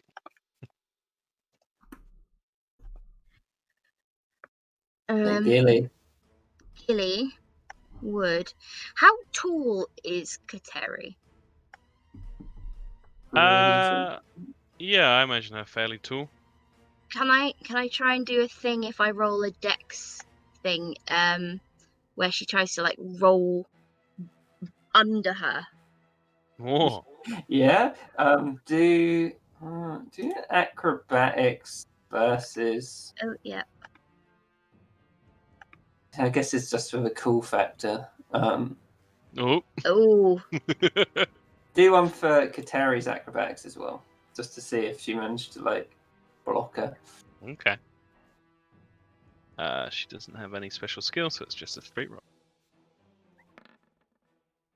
Ooh. So we'll say Gilly goes through the legs of Kateri, and it gives her advantage, and she can make the attacks with advantage. So this is the And kind of she shit would I want go- to see more of, like, to get advantage through these kind of cool roleplay ways. As my dad would say, she would work the kidneys. She does. Yep. Ooh. Ooh. It's a 4 points of damage. And she goes unconscious. Yep. Whoosh. Jones runs out. Gilly. How many times do I have to tell you? It's Spare the dying. Rupert. It's like, oh, for God's sake. Bye, Forel. Darian, could you take Miss Kateri here Of course, to Sergeant. the medical tent? Yeah, he grabs her and starts taking her towards the Yeah, tent. we'll plonk her in there. I assume he'd just be coming straight back. Yeah. Otakte didn't move. He's just staring at Gilly now. Uh-oh. What do I feel like Gilly's in the shit now? And the next final of round 2, Octacte and Joan are fast.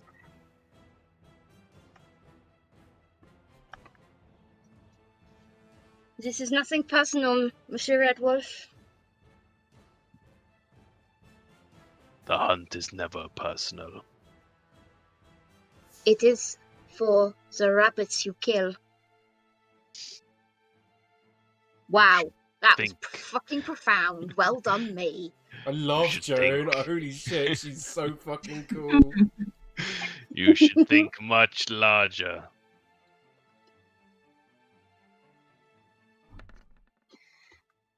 Ooh, better than Finished shit. it. Ooh, big one for Joan.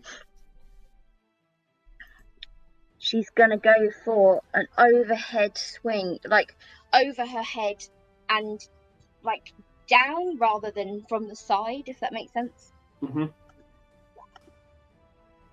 Yeah, bet it doesn't hit though. Nope. Catches it with the haft of the glaive, parries it off to the side. Nice. Tactic.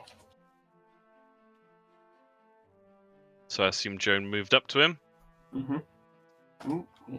Oh yeah, sorry. I always Sorry? forget that bit. So he Because would I used to do my like AoE spells. I'm just like, oh. he would shift to the side of her and go for a diagonal down right to up left cut.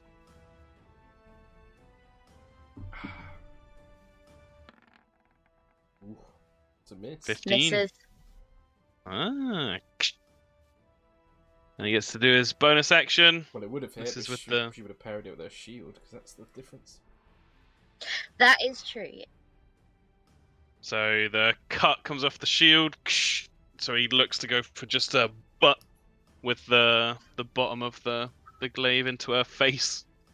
Ooh, Jesus, he's fighting fucking dirty. Yeah. Oh, Otakte plays for keeps. Hits.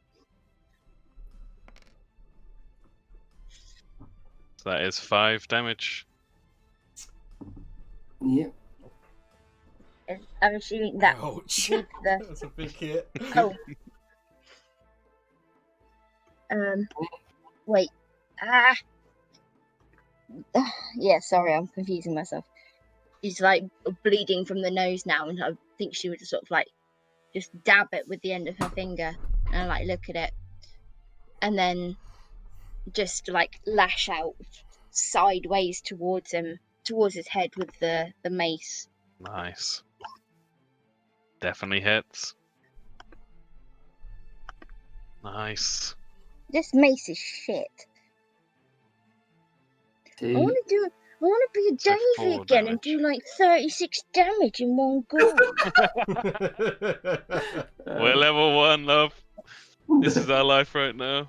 Yeah, but I don't like it. Doesn't have to Level mean one. I have to like it. Level 1. Level 1. Yeah, so the fact that she felt her blood and then just lashed out, it's actually quite impressed Otakte. And the fact that she struck through his guard as well. Come on, Gilly. Come on, Joan. Amandor. Amandor! It's She was like, Amornator. yeah. That's amazing. That's how I say it. Call me. I You can't actually say it. prefer it.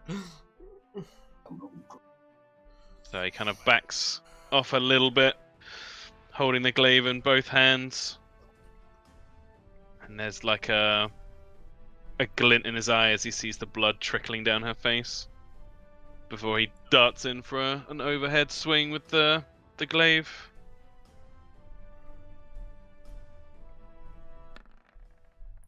Ooh!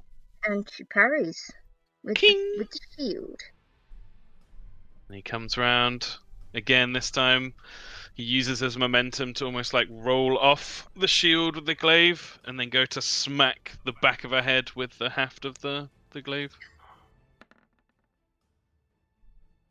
Ooh, yeah.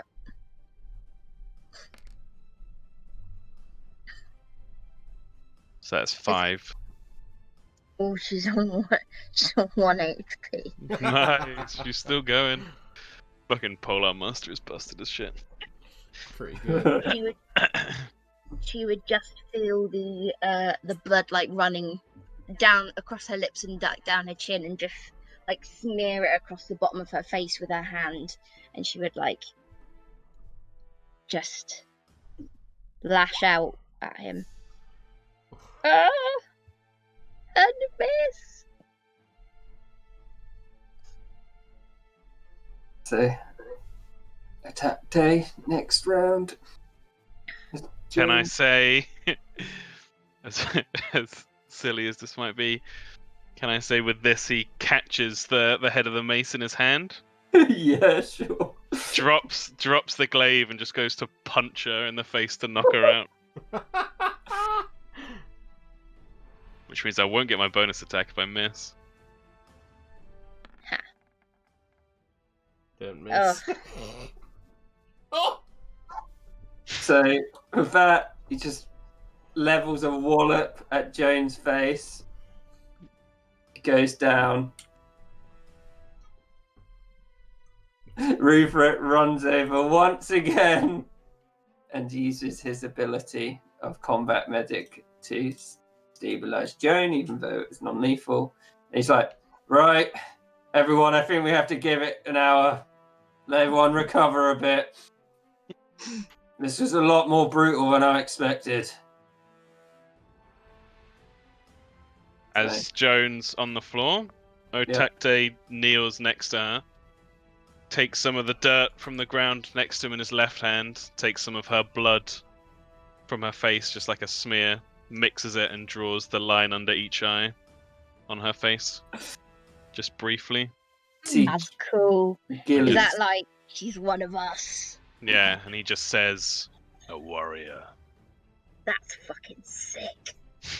That is so bad. So, we can say everyone can take a short rest before the final round of Gilly versus Otakte. Oh god, this is gonna go badly.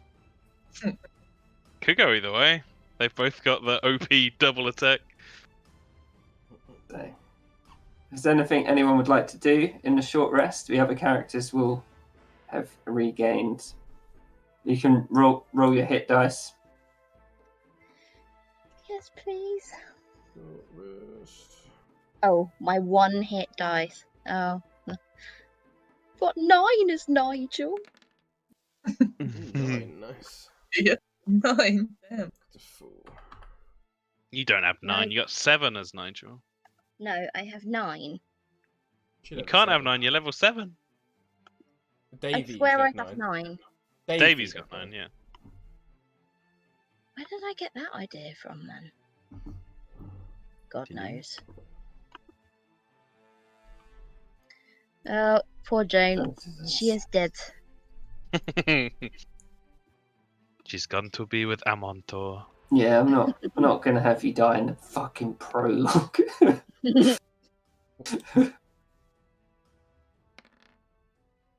Great one, Rodri.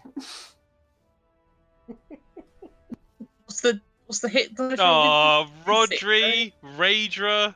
How did I not see that? God damn it, Should Kieran, you say piece of next to crap. that HP modifier thing in the formula, Hannah. Oh no, you're right. I do only have 7 as Nigel. I was It's going just to your have level. it. I was going to have it so I tried to keep it secret for ages, but after it just got battered in the first round, it's kind of like It's horrific to imagine. they're going to have to take off any part of her armor and they'll realise that it's not a man. Yeah. Because it was 6 seconds. Just imagine Otacte like prowling to the right, then just. And she's just like. Onto the floor. Yes, the great hope for our nation. He wants to be a warrior. Jeez. Alright. So before the final. Yeah, You're- during the hour, Otacte Mhm. would have just been tending to Kateri. Darian would 100% approach Rodri or Raedra, and He's got a helmet back on yeah, at the moment. and he would have said, what would he say?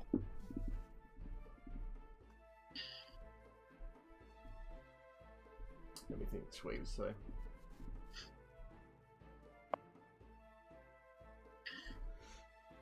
He would say, "I dare not ask you your name, but your secret is safe with me." Thank you. I don't know what secrets you mean. And he Simply Perks that up your hit. helmet is slightly too big for the armor. That is all. And he winks at her. ha ha ha and claps you on your back and he whispers over. Yes, please keep it a secret. Nods. I did not know all humans looked alike. He just looks at the Viscount and he's like, "Yeah, yes, Viscount. I suppose some of us do look quite alike." I can see that we definitely have some of great martial capabilities here, but if you are in the ring and if I was in the ring, well, I cannot promise any of your safety. I would love to see you bout, Viscount. I'm sure it would be just as the tales described. One man, one Aarakocra, only one leaves the ring. Perhaps one day. Rufus, I hope you all enjoyed your rest, but we have a trial to finish here. Will Otacte and Jilly Sunslayer please step forward? Would you want to heal Jilly, Anya?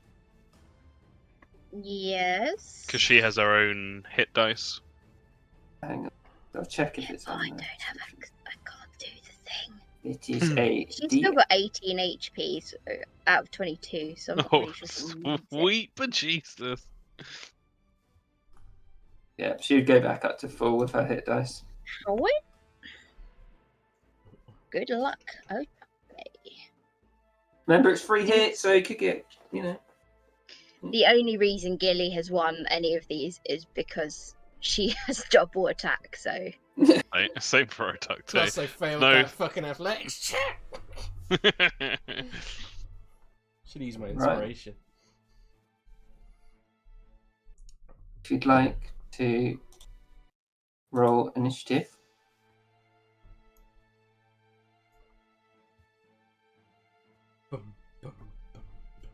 Yay, I finally worked it out, Kieran. I'm proud of me.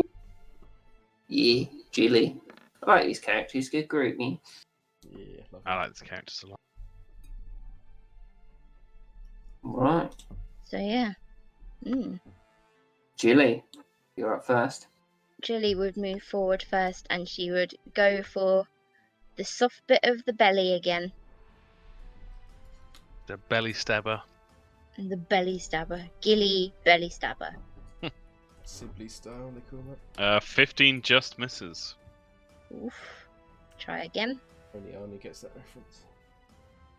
Sorry, I didn't hear what you said. It's a belly stabber, and I said that's Sibley style.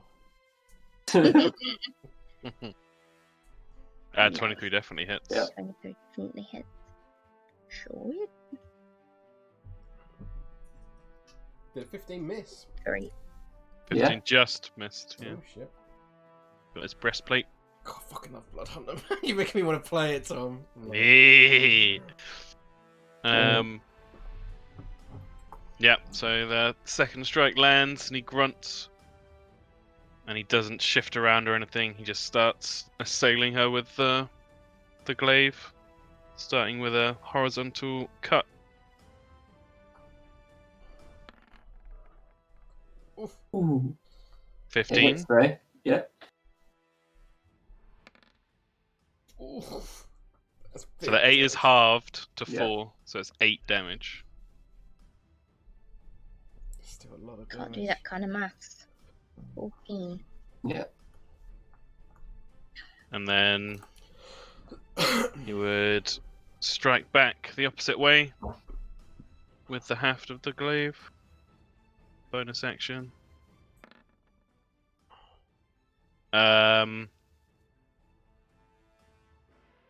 I'll use my Yes, it- inspiration that I gained from my hobby. Oh, you butthead. Roll to re-roll that. I've got a win. Oh, it hits. 18. So yeah, that's 5. 9. Over. She could win it here, though. If she gets 2 hits. Oh, Yeah. definitely.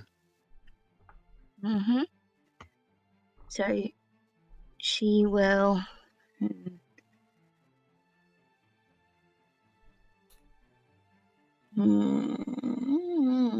Sorry. It's alright. That's fine.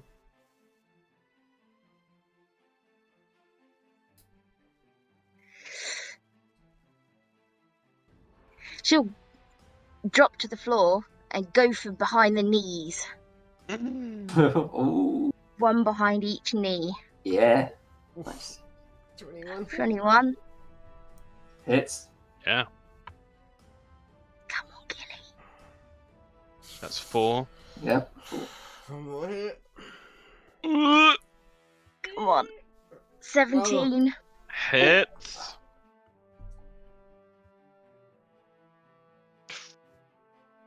I think that's it, though, isn't it? 3. Yeah. Rupert steps forward and he's like, Gilly Sunslayer, well done. You have won the first trial. Well fought, Otakte. Yeah, there's like a viciousness in Otakte that he has to calm and stand himself back up and place the base of the glaive on the floor.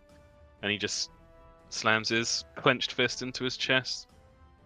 Says, well fought. Well fought too, Otakte. Darian, Amantor was strong. Darian would turn to Joan and say, "It seems that a monitor was with your friend today." I honestly don't know where she learned that from. That said, her brothers are assholes. Perhaps from her arsehole brothers then. Would make sense. Or maybe from my asshole brothers. Who knows?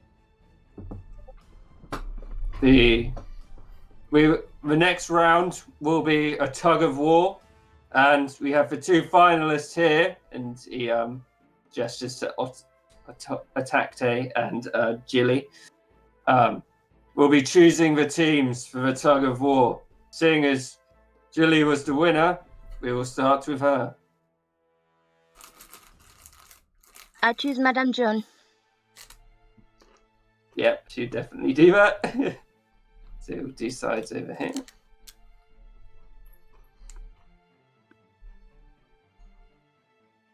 Rupert nods at you. Atakte.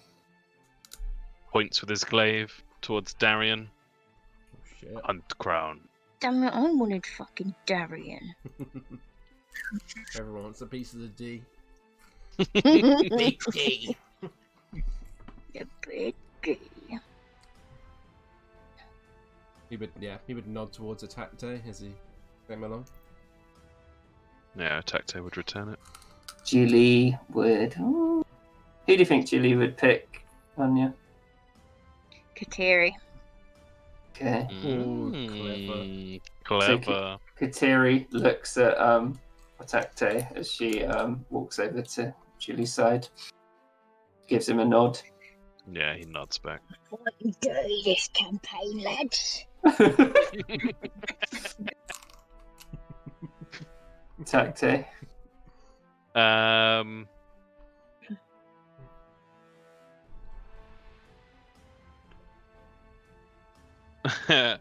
You would just say the armor.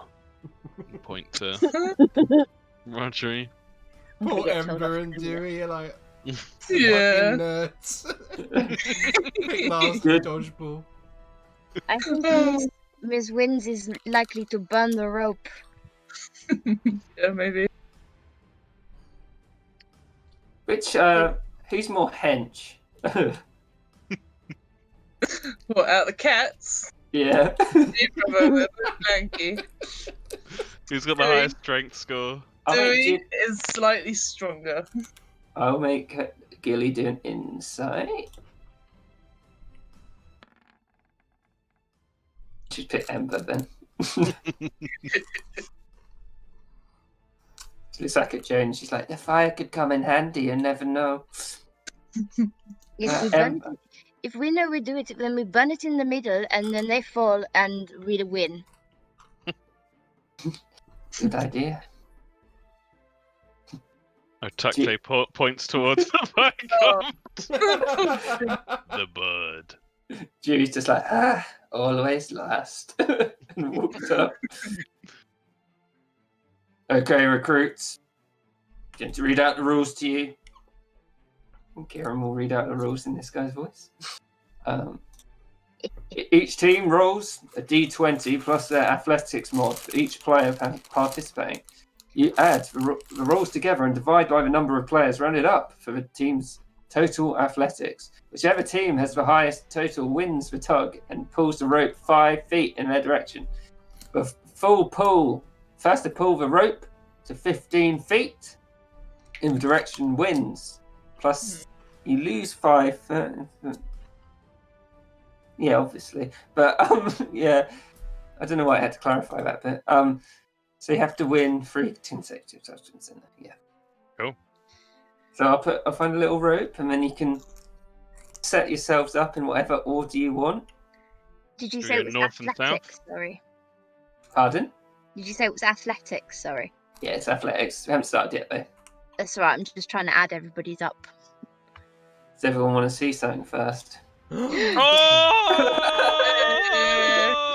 yeah. That's incredible. Look at him. I need that television show, Tom. I was telling you I wanted to make the Yeah. other day. You really It did. was just the The Animated Adventures of Vicky C. If you can, I'd definitely take the voice acting gig. Yeah. Yes. When I have that much money, I will. Oh no, you can't, don't do that string. It looks like fucking gross spaghetti. Okay. It looks like worms. Yeah, yeah, it does. That's better. That one. Okay. So if you'd like to line your people up, Well, Darian no, would Mark. defer to attack in this. He's the captain of the team. Unfortunately, I can't move Gilly because she's. Oh no, sorry, I'm being stupid. I can just move the screen, can't I? As you were. Armor at the back. All right. Does it not make more sense to have the henchers person at the back? Armor's heavy. You want your anchor at the back. Fair point well made. I should hire myself out as a professional anchor for tug of wars. If you want the anchor at the back, then Ember's not the greatest choice. Hunt crown. The front. I'll let you pick Anya the order for your team. I'd just like to swap over Ember and Kateri if that's possible, please. Yeah. Yeah, thank you.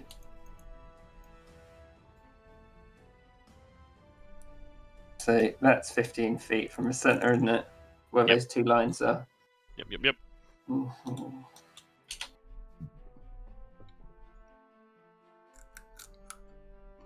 Oh.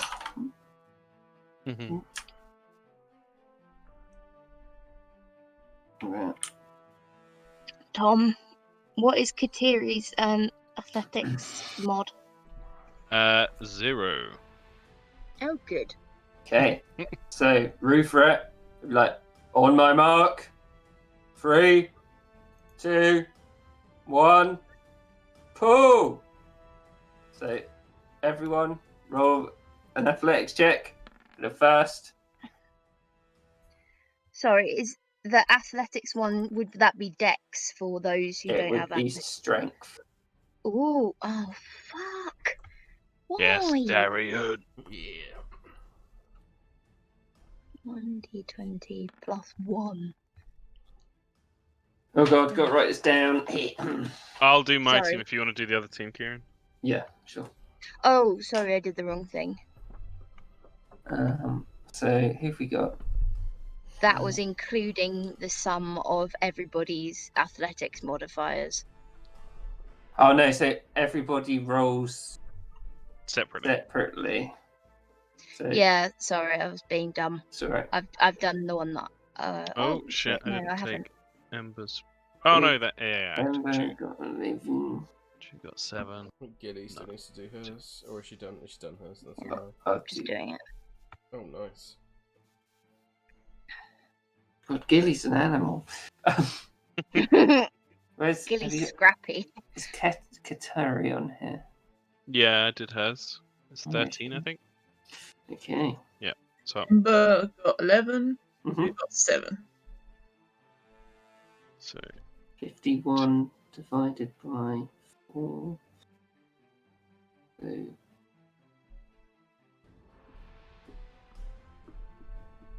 wait, no, fucked up. So that Gilly's team would have got a 13 on average. what was your total? 51. We got 54. So yeah, you would just snatch. the first- Wait, would it? Because it's 12 above. Divided by 4, we got 10. Oh yeah, 13. Oh, you got 13 as well, right? Yeah, but I'm not sure whether I should do it by the slight margin or not. Surely it would stay the It's up same. to you. I don't know. Yeah, let's have it stay the same. So like, as Yeah. it kicks off, both teams are like, "Oh," and it doesn't move, and the Viscount's like, "That's what I like to see." So Second pull. Second pull. Yeesh. Oh no. Fucking Amber. Fucking Dewey. Sort your shit out. Oof, bad round for us. So. And then Kateri. Oh, I should do Oh, something. Kateri! Otakte gives her a little wink across the way. I think Snake in the grass. I think for a crit on this, I'll say Ember. Roll another d6 and I'll add it on. Alright,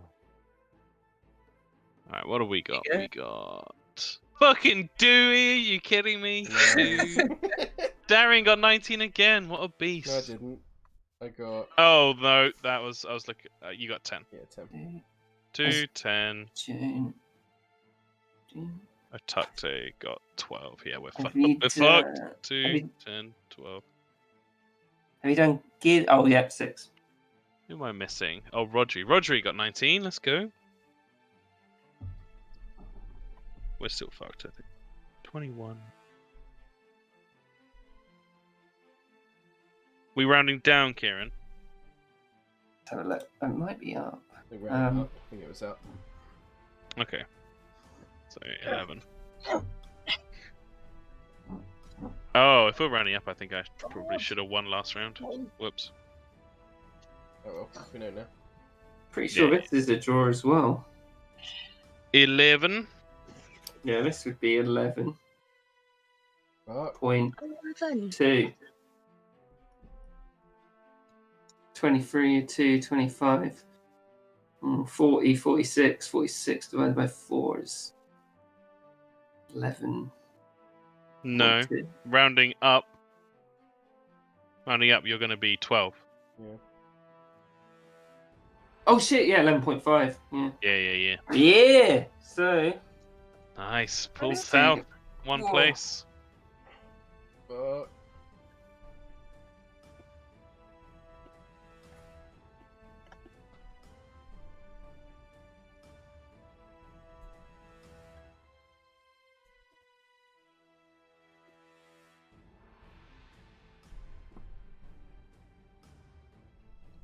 yeah, you hear Ruther and he's like, come on, put your back into it!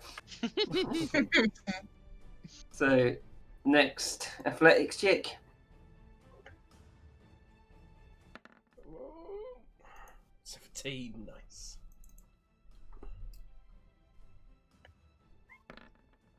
Fuck, Terry. God damn it. Fuck, he got good as well. Oh no! So we got 15, 17. Don't want Gilly to win. Oh no, Rodri! Tree, what I'm the gonna fuck? Yeah, minus Alt- D6. Also K, because it got a natural one. Roll a d6 and minus it. Roger that. It's only fair. Minus 1? Well, shite. 30, 40. Where- Gilly- Easy maths for me. That's 11 again we got. Who am I missing here? Cattery. And Rodri think- slips down behind a I tuck think it's an easy win for them. Should be. 11, 15. I love that it's the girls beating the boys as well. Yep, Yeah. Yeah. Straight up. the boys and. Oh Rodri. yeah. Yeah. Indeed. The male presenting people.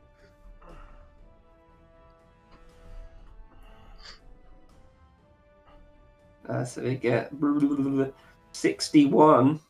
So, Jesus. 15. yeah. Well, rounding up 16 if you hard round up. Yeah.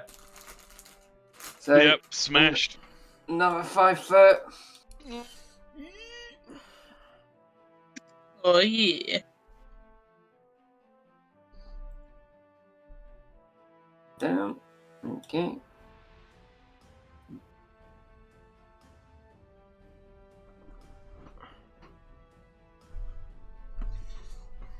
Rodri's like, oh, it's so difficult.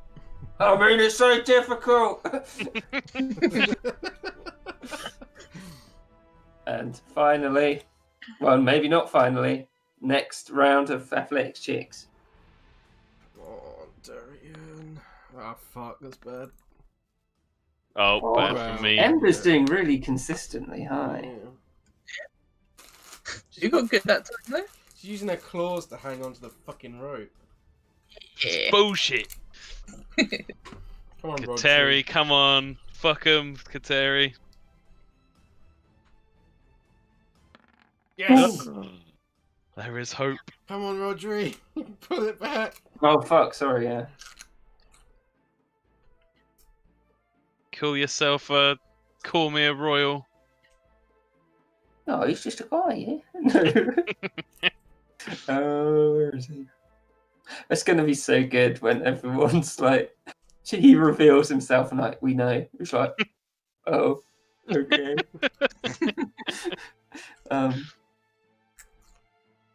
Dewey did well as well. Good job, Dewey. Oh. That wasn't what we needed. Oh. 17, 34, 42. Same again, rounding up. 11. 48, 12. Yeah. Oh, we got So- wrecked. So they all, one last heave and they pull it over. Yeah. Well done, Joan. You did so well. Well done, Gilly. We could not have done it without you. You picked the best team as well. Yes, well, Amantor guided us. She looks around. Katri's like, Oh, we did it. That was really good. You're stronger than you look. Well, I used my claws. I don't know if that's cheating or not, but it worked. I never said you couldn't.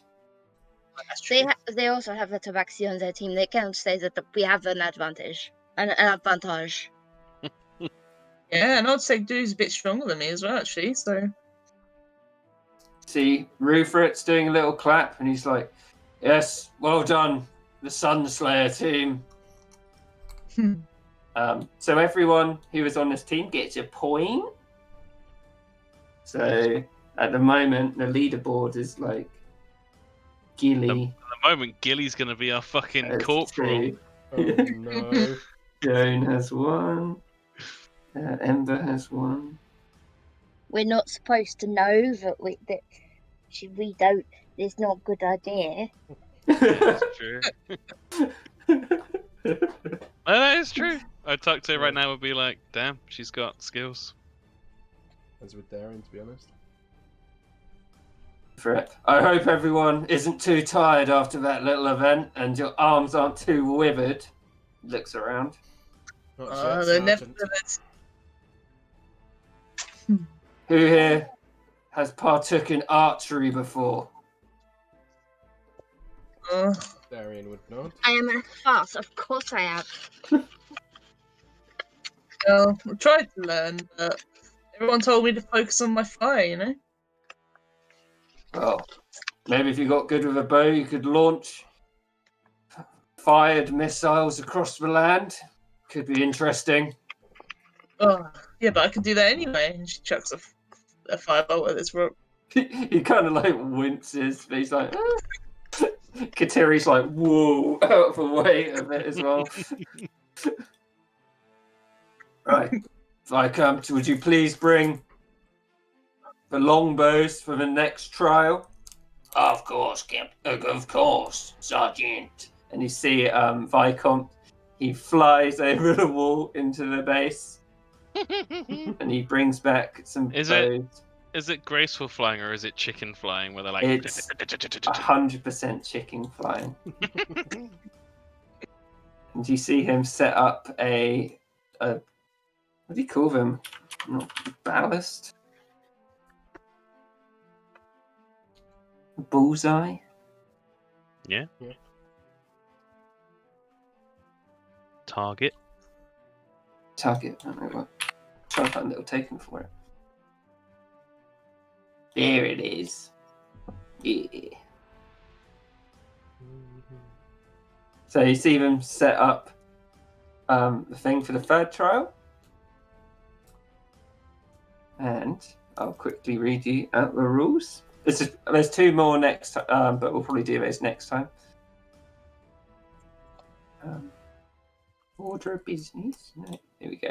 Archery. Contestants are given. Oh, sorry, it's short bows. So you're all given a short bow and 3 arrows. There is 60 feet, which you're allowed to start from. So about where Darian is where people would be taking shots from. Players make 3 ranged attacks, trying to hit the target as accurately as possible. Yeah. So the AC, what you get, there's a certain AC for the different bands within the target range, and we'll just take turns taking 3 shots at the target. So Ruther, it would be like, who's up first then?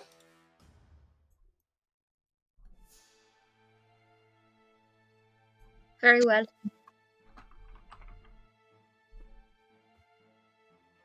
All right, Mademoiselle of Farce, take your shots. I actually have a light crossbow. Can I use that as my thing? If you got it out, he'd be like, nope, only the short bow that we've given you. So you can add the short bow.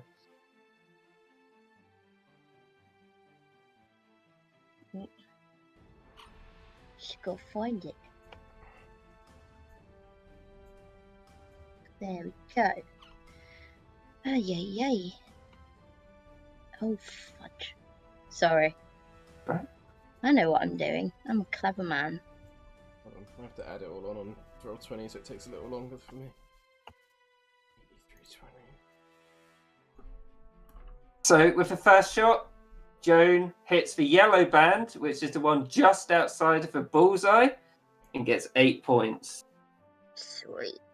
Next shot. Oh, me again. Yeah. Sorry. And again, she hits the yellow band, scoring another 8 points.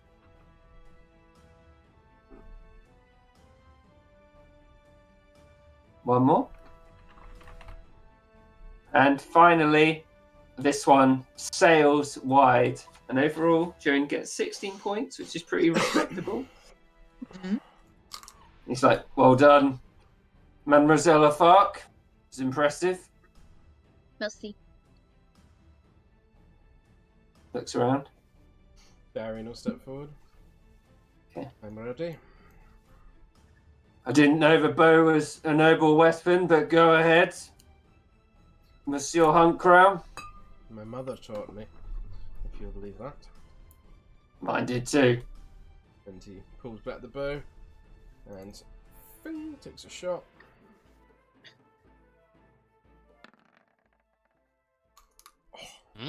So this one, straight bullseye. Nice.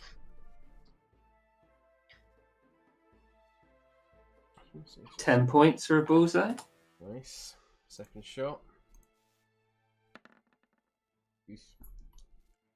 Not so good on the second shot though. No, and it sails completely wide. The final shot. Come on, Darian. Ooh, not great. Oh, and this one just misses. Damn it. Yeah, step back. Emma would step forward. Looks slightly irritated at himself. No. Well, my older brothers tried to teach me, but I mean, I'm okay. It's always good to give it a shot. I mean, it may not be what you specialise on for the battlefield, but it's good to know every weapon at your disposal. So the 13 sails just wide of the edge of the blue band. Oh, she's disappointed. Pulls another one back. On this one, sails even further over looping. Ember gets a little bit frustrated. This next one, she sets on fire. What the fuck? Perfect. Nice. I was going to say disadvantage, but you got a 20, so I like that. So as you do it, it sails into the bullseye. The whole thing lights up like as an explosion. He looks on stunned. He's like, "Well, I didn't expect that." And he just watches His it start time to will burn. come. Walks away. That was pretty good in the end. Dewey's like, "You made a scene, but it was impressive." Am I aiming for the fire? Dewey sends out a. Does he say that? He's like, "Do you want to? Or I can put it out." Please. So he sends a ice knife flying forward, hits the bullseye, and he's like, "I wish I could do that with the archery," and like steps back. You see it's extinguished. Okay. Tuckday fires 3 shots in quick succession.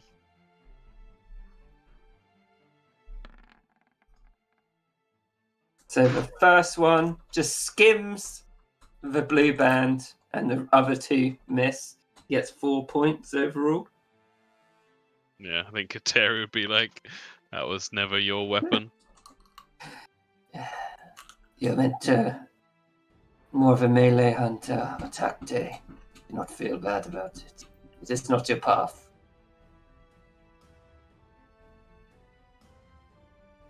I guess She would- Yeah, Kateri, she'd but yeah. step up.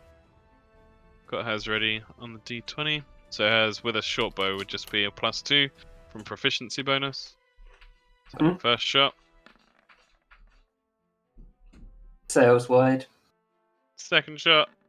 No. Hits the yellow band. She gets 8 Yeah. points. Third shot. And again, it hits the blue band, getting 4 points. Not bad, take that. Sort of shrugs and stands off the side of Otakte. Rodri's like, "I can give it a shot if you're all willing." And you hear Ruva, it's like, "It's the point." He's like, "Yes." God, firing a longbow That one with got full the plate point. armor.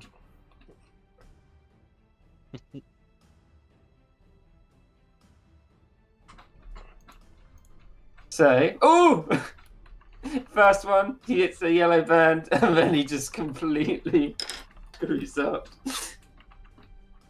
You got a 20, a 2, and a 7. 22, 7. Oh god. Oh, wait, shit, that's not him. Oh, fuck. Re-roll it. Yep. Okay. No.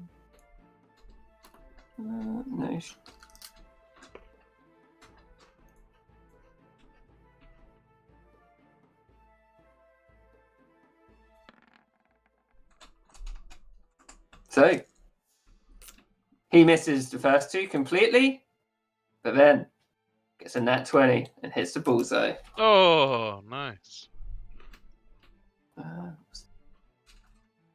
Nice shot, Mr. LeBlanc. Well, we can do some things right some of the time, and, well, that's why we're all here, training. Indeed. Looks like we shoot similarly. Well, we've got a long time if we survive battle to get better. Nice, Darian I on suppose. crown. Dewey and Gilly. Dewey steps forward with a bow and he's like, "Watch this one, Ember." And can you roll? Yeah. I think it's just Dex. Yeah, just Dex. It's just nothing. Gets your proficiency bonus. +2. I don't think he's proficient with them. Everybody's proficient with them, surely it's Yeah, simple but weapons. Oh, yeah, good point. What? Simple weapons. Uh, Yeah, so So whatever his dex score is, add 2 on top of that. Ember doesn't have simple weapons in hers. it's because Dew on the Grass is based on a acolyte, and I think they do because he's a sidekick. Yeah, so it's what is it then? D20 plus just 2. Yeah, he's got naught dex. Sails wide, turns around and smiles. Oh! Gets a bullseye, and he's like, it's just luck. Damn. Oh, yeah. Nice. And hits the yellow band. I think he's the winner currently. He is! Go on, And dude. Still got Gilly. Gilly. he kind of looks around in awe. Like, looks at Ember. Well done, dude. I think you won. I think the fire gave me luck. Fire's always lucky. We double teamed it with the ice knife as well. Oh, he did. She tries to give him a high five. Yeah, he high fives her.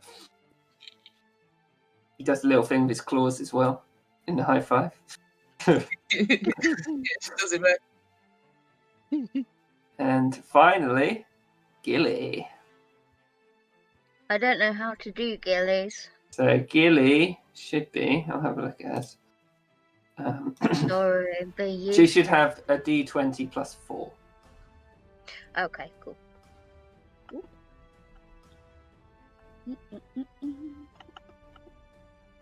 First one, 23. Oh, So Gilly, bullseyes first, fucking hell. Ooh. Oh, and then okay. she misses, Oh! and then she hits the yellow band. She also gets 18. Oh Oh, my god. Julie. She's gonna be the corporal. Room for it. Steps forward. We've all had our shots. Gilly, Stunslayer, and Dew on the Grass have the same score. They will keep firing shots till one of them hits the target. Like a knockout. So. Huh? So they're I gonna, think you mean until one misses, Yeah. right? yeah, basically, yeah, exactly. Yeah. So round Jimmy's one. already got 2 more points than Dew in the Grass, so. You got 18, and Dewey got 18. Yeah, but she's got 2 points from the other thing. No, but each event gets you points. I'll tell you the points everyone's got at the end. Oh, sorry, I was being thick. It's Okay. alright. 1 arrow each. Oh, Ember no, Dew misses. Mm-hmm. Gilly. It's Is that just a hit, right? It's just a hit on a blue band with 4 points. Ooh. She wins it. Yeah. fuck. Gilly's a fucking machine. Yeah. Yep. She just, it was Armentor looking down on me today. It's not a big deal. It's definitely not because Bane is working through you. Evil cow. That voice sounded like that bit in the Give Me Compliments video where it's like, oh no, I just threw it on. Not a big deal. Oh, God, oh, me?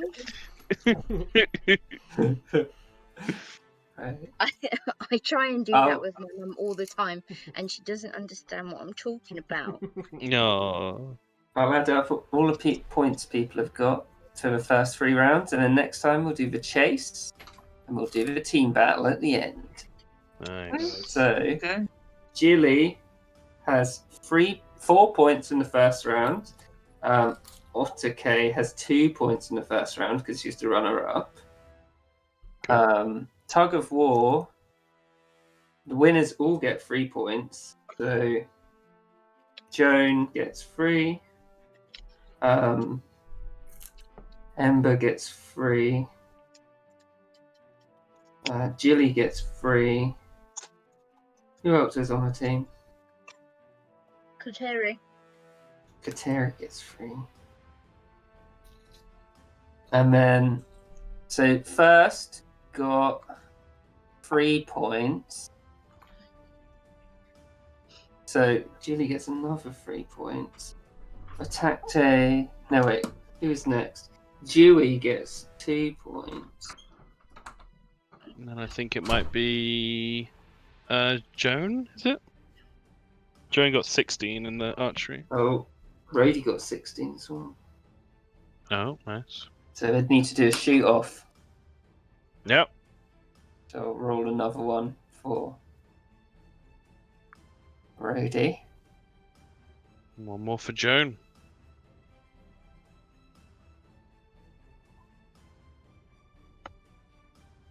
Holy shit.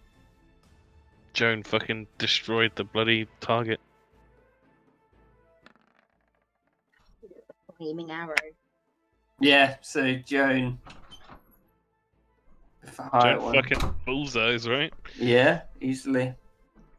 So that means Joan gets another point. So at the moment, Julie has 10 points. Tacte has 2 points. Yeah. Joan has 4 points. Ember has 3 points. Kateri has 3 points. And Dewey has 3 points. Rhodri has 0. Darian has 0. We know what we are doing, Alarum. God, that tug of war fucked us. Oh, no. We should have won that. We should have. We had all the You didn't. beefcakes. Oh, you didn't. God, I think it's going to be difficult. My strength score isn't actually that great. It's only 14. Okay. Has anybody Attack. noticed yet how I'm such a gracious loser, but also such a gracious winner? Love it. Hey, And I am only one of those things. so the only person who can beat Jilly is Joan. Come on, Joe. Come on, Joe. We do not need fucking Gilly.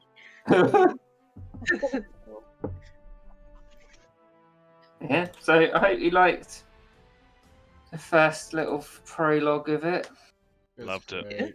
That's It's good. Really really good. cool. Love everyone's characters. Yeah, I really love these characters already. Yeah, me too. I really want to see them in battle. We're gonna be unstoppable. Do we level up, Kieran? No, because it's a prologue. Damn it. You'll level up at the end of next time. Nice. I know when you level up. If you can. I'll get a level 2. So tiring doing a new world. Yeah. Yeah, man. Yeah. Oh, I get my seals at level 2 and I get my fighting style. Nice. I get fighting style and my crimson right. Set the glaive on fire. Watch Ember be like, ooh. Oh yeah, she will be. Yummy. Oh yeah, I have to tell you guys what happened with the kids D&D group. Oh no. Go on. Because I told Anya this. Oh yeah. So we were still sorting shit out, and each session's only like an hour. So I was like, we're just going to do a little practice combat, and it'll be like what your group was doing before they came to Waterdeep. So I set them up in a little basic crypt map, and we fighting some zombies and some skeletons. And it was good. They got really into it, and they were kind of winning, but there was some danger as well. It was exactly what I wanted. But one of them, who instantly reminded me of Stefan, wanted to like interact with the world. So in this little crypt map that I pulled out of my arse, Yeah. there was like an altar in the middle. And he was like, "Oh, what's going on with this altar?" I was like, "Oh, you just see this damp stone altar in the middle of the room. It's about 10 feet tall, and then on top in the middle is this, blah blah blah." And he was like, "Oh, I want to sacrifice something to the altar." I was like, "Okay, sure." And his character had rolled previously because he had like gang connections for some extra money, so he got to throw down 5 platinum pieces. And I was like, "All right, decent amount of cash. Do a straight charisma check for me to see if the whatever god's here, because you haven't checked for any symbols or anything. Here's your plea. So he rolled, and in my head I was like, it's a bad god. It's like Orcus or some shit. Yeah. But he rolled, and he got a natural 20. And I was like, oh, fuck. So I said the coins floated up around him in this like dark mist and collected one on top of each other, dink, dink, dink, in his left hand. And he now has these dark coins, and I've told him that each one can summon a basic undead. Oh, That will work for him. Cool. And then he was like, oh, yeah, that's awesome. And then a couple of rounds later, when they were getting towards the end of the battle, he was like, oh, I want to sacrifice something again. I was like, okay, sure. And one of the other characters, who's like this like warlocky dragonborn guy, had, and this was part of his character background, had all these like little tokens from previous kills, like an ear or a finger or a claw or whatever. And he had them on a necklace, and he was like, "I'll give this to this guy's character so he can use it as a sacrifice." So I was like, okay, sure. Puts the sacrifice in. He rolled again, and I was like, he rolls anything less than like a 15, I'm gonna punish him because Orcus is fickle or whatever. And he fucking nat 20'd me again. Second nat 20 on a straight charisma check.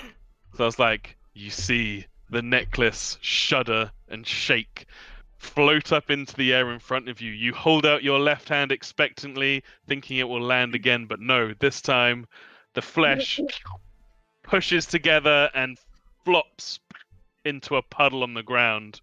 You look down at this pitiful puddle before you see a face appear within it, and it mules up at you. You now have a tiny pet flesh golem. Great. And he was like, I'm naming it Barry. Barry the tiny And we now flesh have golem.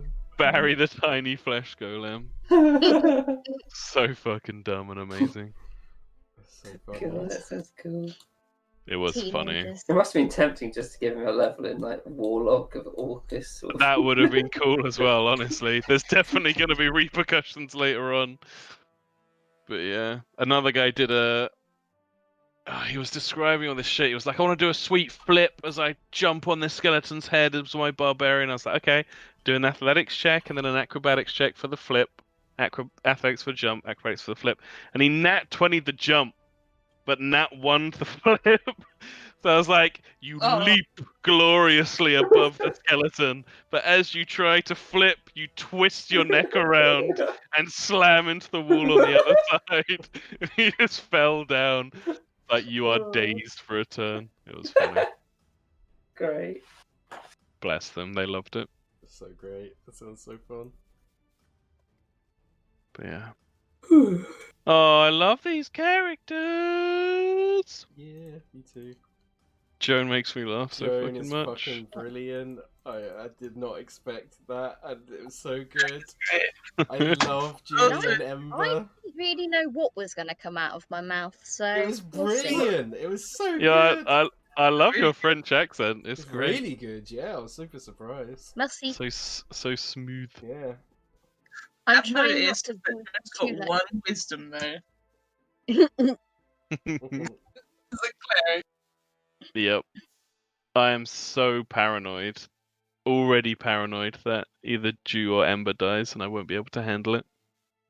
Yeah. Oh They're my too- god, yeah, they are. They're too My- wholesome. Anybody else can die and it's fine. But those two, I'm just like, no! You can probably guess what's going to happen. You're going to split into teams, and the teams are going to be like, obviously, like, hang on. We're battling each other. No, I mean like in the campaign. It'll be like that. Yeah.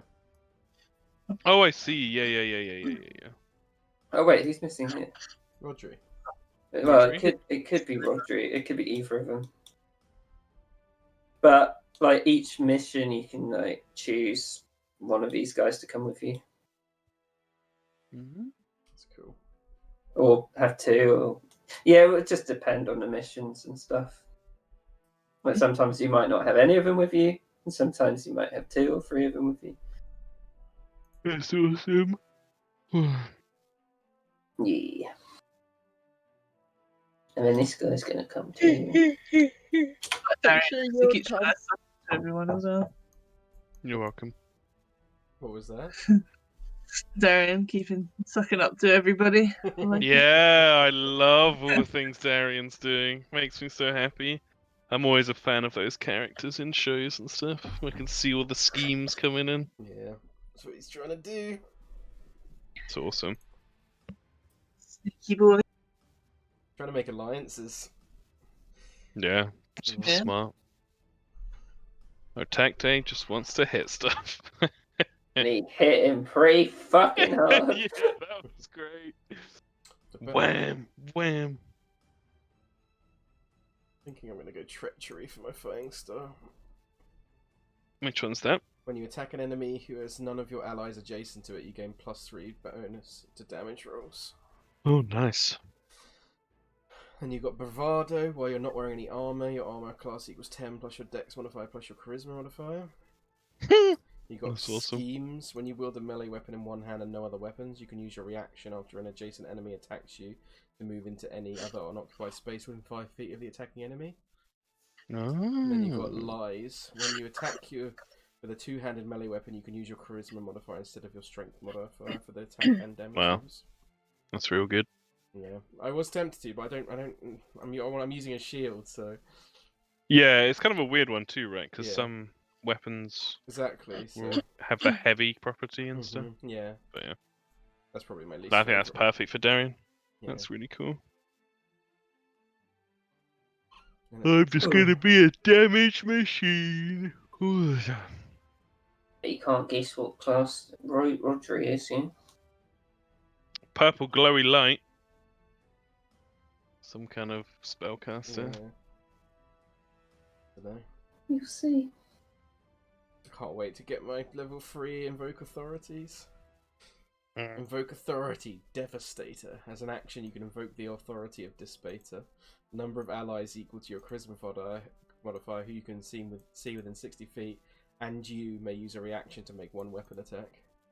Oh, that's And cool. you got Invoke Authority, Infernal Surge. Upon invoking Despater's authority, you gain an extra action in addition to your normal action and any possible bonus action. Hey. Basically, Action Surge. I only get them on a long rest, though. That is awesome, though. Yeah. Invoke authority. That's when I'll get my sweet juices. Oh yeah, your juices. My mutagen juices make me all fucked up and shit. Sweet, sweet juices. No, I love my juices.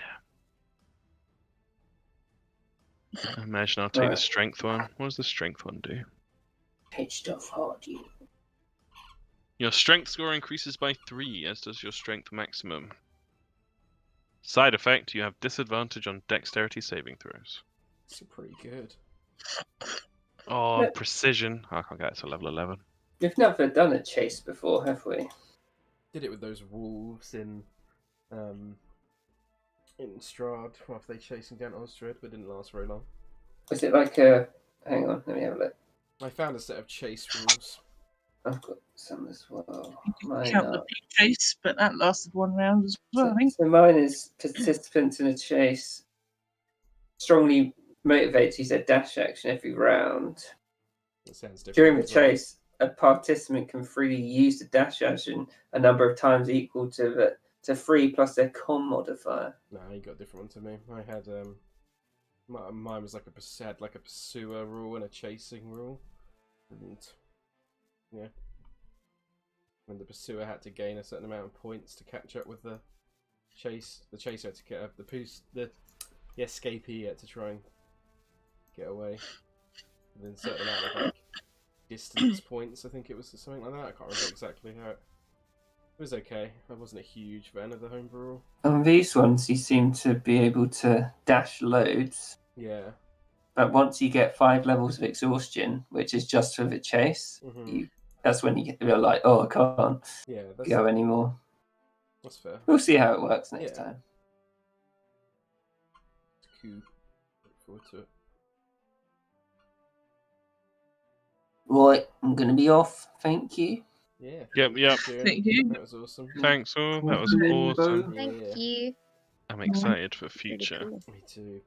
Fucking everyone's awesome. So good. Yeah. Alright, laters taters. Bye bye. We Bye for now. Bye.